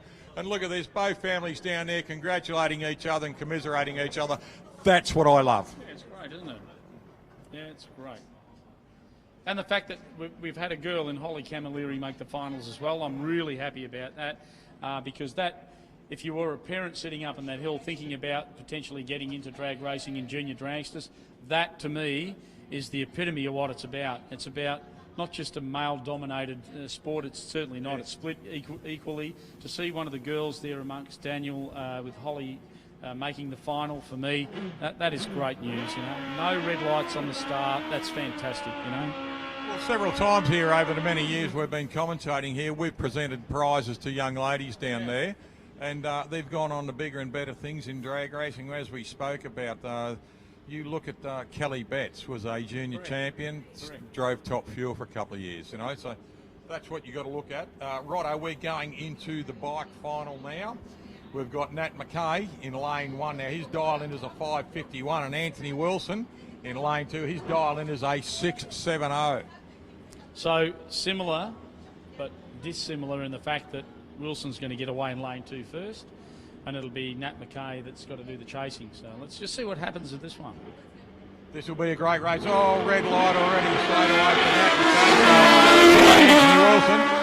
So Nat McKay will take the win. Unfortunate for Anthony Wilson, but getting to a final. Congratulations for getting to a final, and well done, Nat McKay, for taking out the final. Dials a 5:51. Johnny runs a 5:67, mate. Yeah, and look, again, another reasonable result. Wilson will be kicking himself on that early leave. But you know what? Look, it happens. And I think sometimes the guys have got to be careful that they're not staging too deep. Staging too deep obviously provides you with the ability to roll forward just a fraction, and that's enough to provide that red light. So it's not like he really, honestly, left early. It's just that potentially the bike might have rolled forward and caused the issue. So Paul Jennings in lane 1, Neville Hareen in lane 2, a 6:55 for Neville Hareen, a 7:05 for Paul Jennings is the dial-in time for these two guys in our Super Street final for tonight. Now this is Nev Hareen, and these blokes have raced each other, both out of South Australia, both race at Wyala. They've raced each other many, many times over the years, and good mates as well. Paul Fatty Jennings. Oh, Paul Jennings. Straight away to Neville Hareen. Now, a little bit of history about Neville and his lovely wife Nolene standing down there in front of us. Neville Hareen takes the win on his first visit to Mildura at Easter time. Crazy, you know. How's that, Nolene? Nolene, can you hear us? Love down there. He's a star. No, she can't hear it. She won't hear us because of the noise. She's probably better off not hearing us. Chris Ferrugia and Renee Cockrell. Now, this is going to be a good one. Look at this. 566 for Chris and the Tirana. 577 for Renee Cockrell in the Mustang. Now, Chris did a 000 light before, and Renee, I think, has always been in the double O's or the O2s for her lights too. So this is going to be a great final between two very good drivers who have been right on. Her last one, I think, mate, was an 010. Mm-hmm. That's right.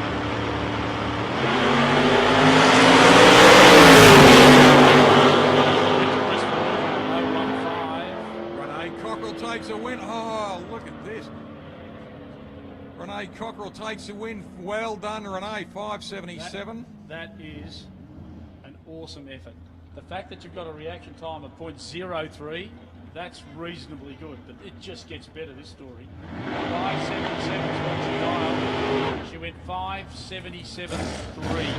That's 3 thousandths inside her 577 dial in at 116 mile an hour. That's as good as you're going to get it. That's right. That is almost a perfect run. Now, Chris has probably got down in the bottom end, thought, what have I got to do? I've run a 566 dial and I've run a 575. I've done the best reaction time on a 015, and she's run through and beat me. But he will look at that and say, congratulations, Renee, great race. Oh, absolutely. Yeah. And it was a great race. When you look at what she's done, 577, 034. What are our 60 footers? He took her on the 60.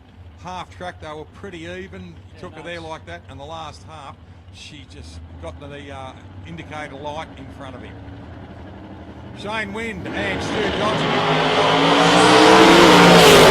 7 for Stu Johnson. And Shane Wind takes the win in lane one. Congratulations to Shane Wind in modified eliminator. Takes the win. And Stewie Johnson goes through at a 505, runs a 505. But look at this, Shane. 481, 483. You know, he wasn't going to be racing here this weekend because he was supposed to be in for an operation. They put the operation back again for a week. Run Kingsley right at the last minute. Can I still race? I bet he's lucky and happy he did. They can pretty much take what they want, yeah. Next pairing up, Lance Larker. Will come up against the Holden, Brett Matthew. Matthew's dialed a 563, Lance Larkham. In the Camaro's dialed a 549, so it'll be Matthew that gets away a fraction of a second in front of Larkham.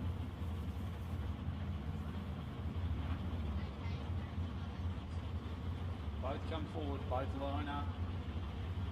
Neither of these two wants a red light to start off with. They want this to go down to the wire, so let's see how they hold themselves to this. Pre-stage for Matthew, pre-stage also for Larkham. Now this is this is the top 40 final. Now, what are they predicting on this one, mate?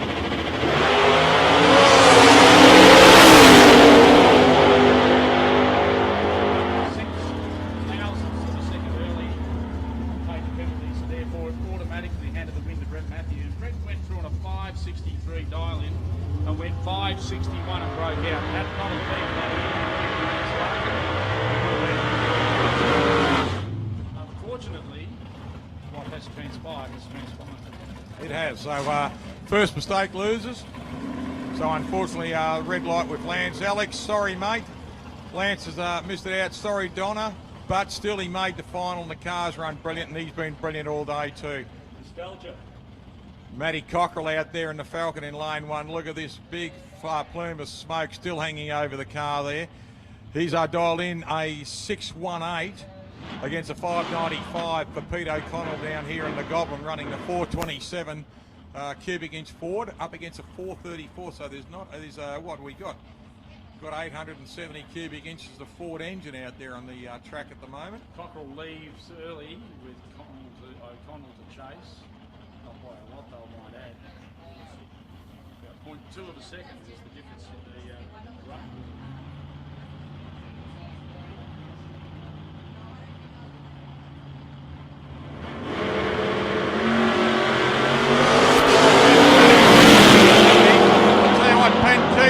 chase him down, and Matty Cockerell takes a win. Well done, Matthew Cockerell.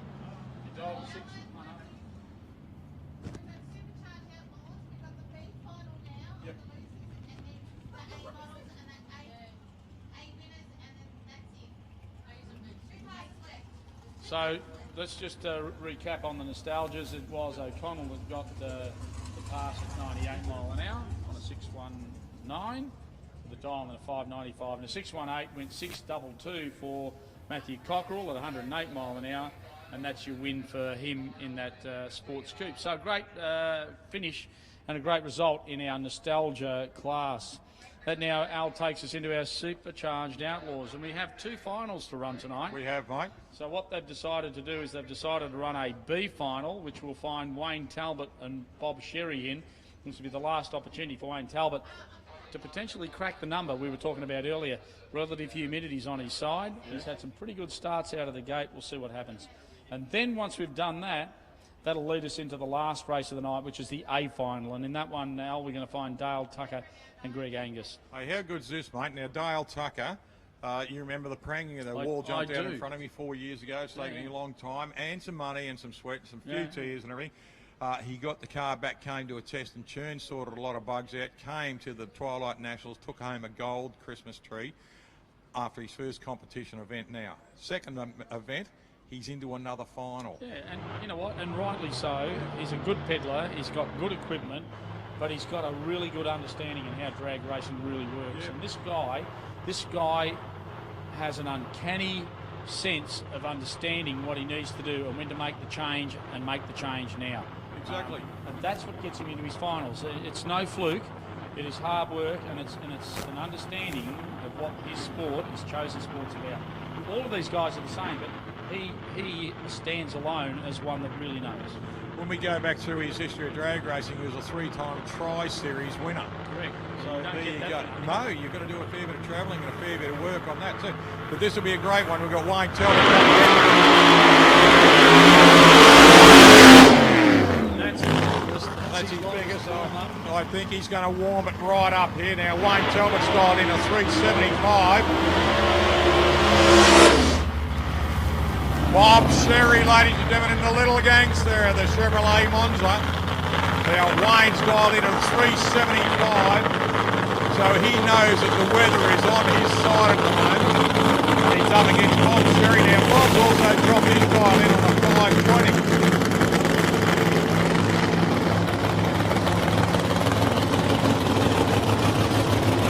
So the relative humidity hasn't changed a great deal. So we're still on track for fat air, dense air.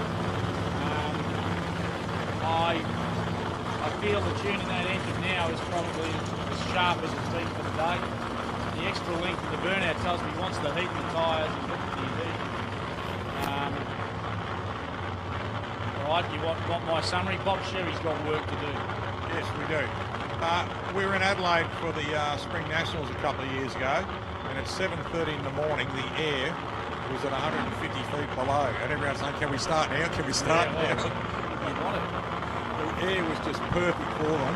And actually, it improved over the day. It got a little bit high, it got up to about 1,500 feet because of the bit of humidity coming in. It was still great air for racing. Right, here we go. Wayne Talbot, ladies and gentlemen, 375 in the Talbot race car in lane 1. Bob Sherry, little gangster in the Monza in lane 2, dials a 520. This is the B final for the Supercharged Outlaws here, ladies and gentlemen, at the Supercharged Shootout for the 2021 after COVID drag racing. Look at this, the cool air coming off the top of the hat in the Talbot car. You can see that a little bit of steam coming off the top of the car there at the moment.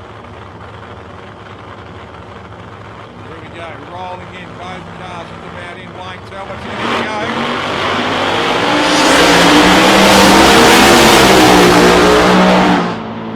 And he's done it. Look at this, ladies and gentlemen, a 382 at 185.74 mile an hour. He didn't pick up mile an hour, but he did a great time. His best time earlier today was a 388. Now he's done a 382.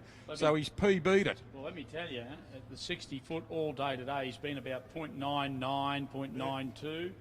He's at .95 at the 60-footer. So that, you know, that is a pretty solid run. The beautiful car, the Mulberry Midnight. Look at that thing just shining under the sails.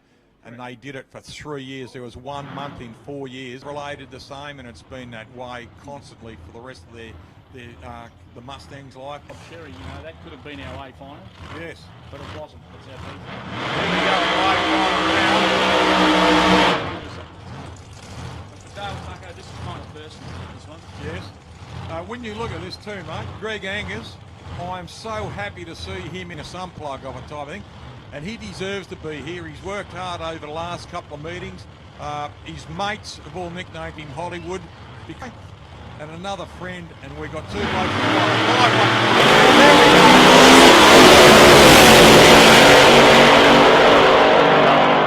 And the win goes to, ladies and gentlemen, Greg Angus in lane 1. Well done, Greg. A 5:21 on a 5:15.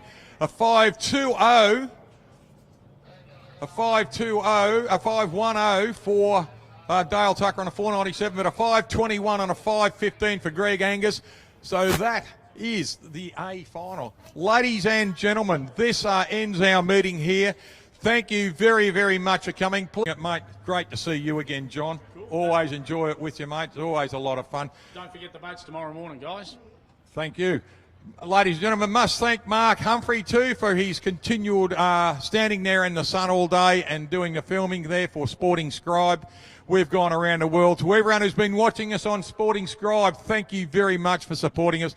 Good night from everyone. Good night from me on Sporting Scribe. Good night from Mark, ladies and gentlemen. Thank you for supporting us. To all the people from Mildura, Jason Modica and Ann Webster and your families for coming out today.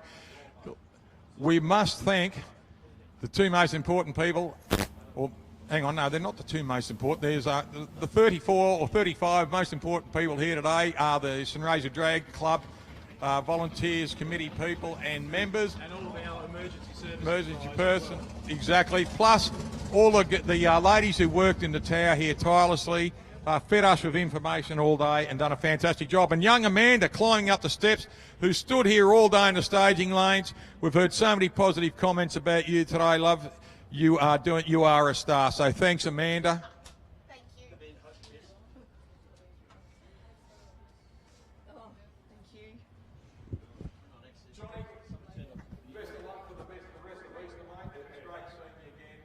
You and your family really enjoy it. Hope everybody comes to you. And you just have a great time, mate. We're going to go to presentation. You're coming down for a while. I'll probably push on. No worries, mate. I want to spend some time with family as well, so they're kind of getting used to me being at home sometimes. Yeah, so, I love the old saying you used to come up, mate. During Easter, I'm like margarine. I'm screwed everywhere. That's true. It's been good fun working with you again, mate. I really do love it.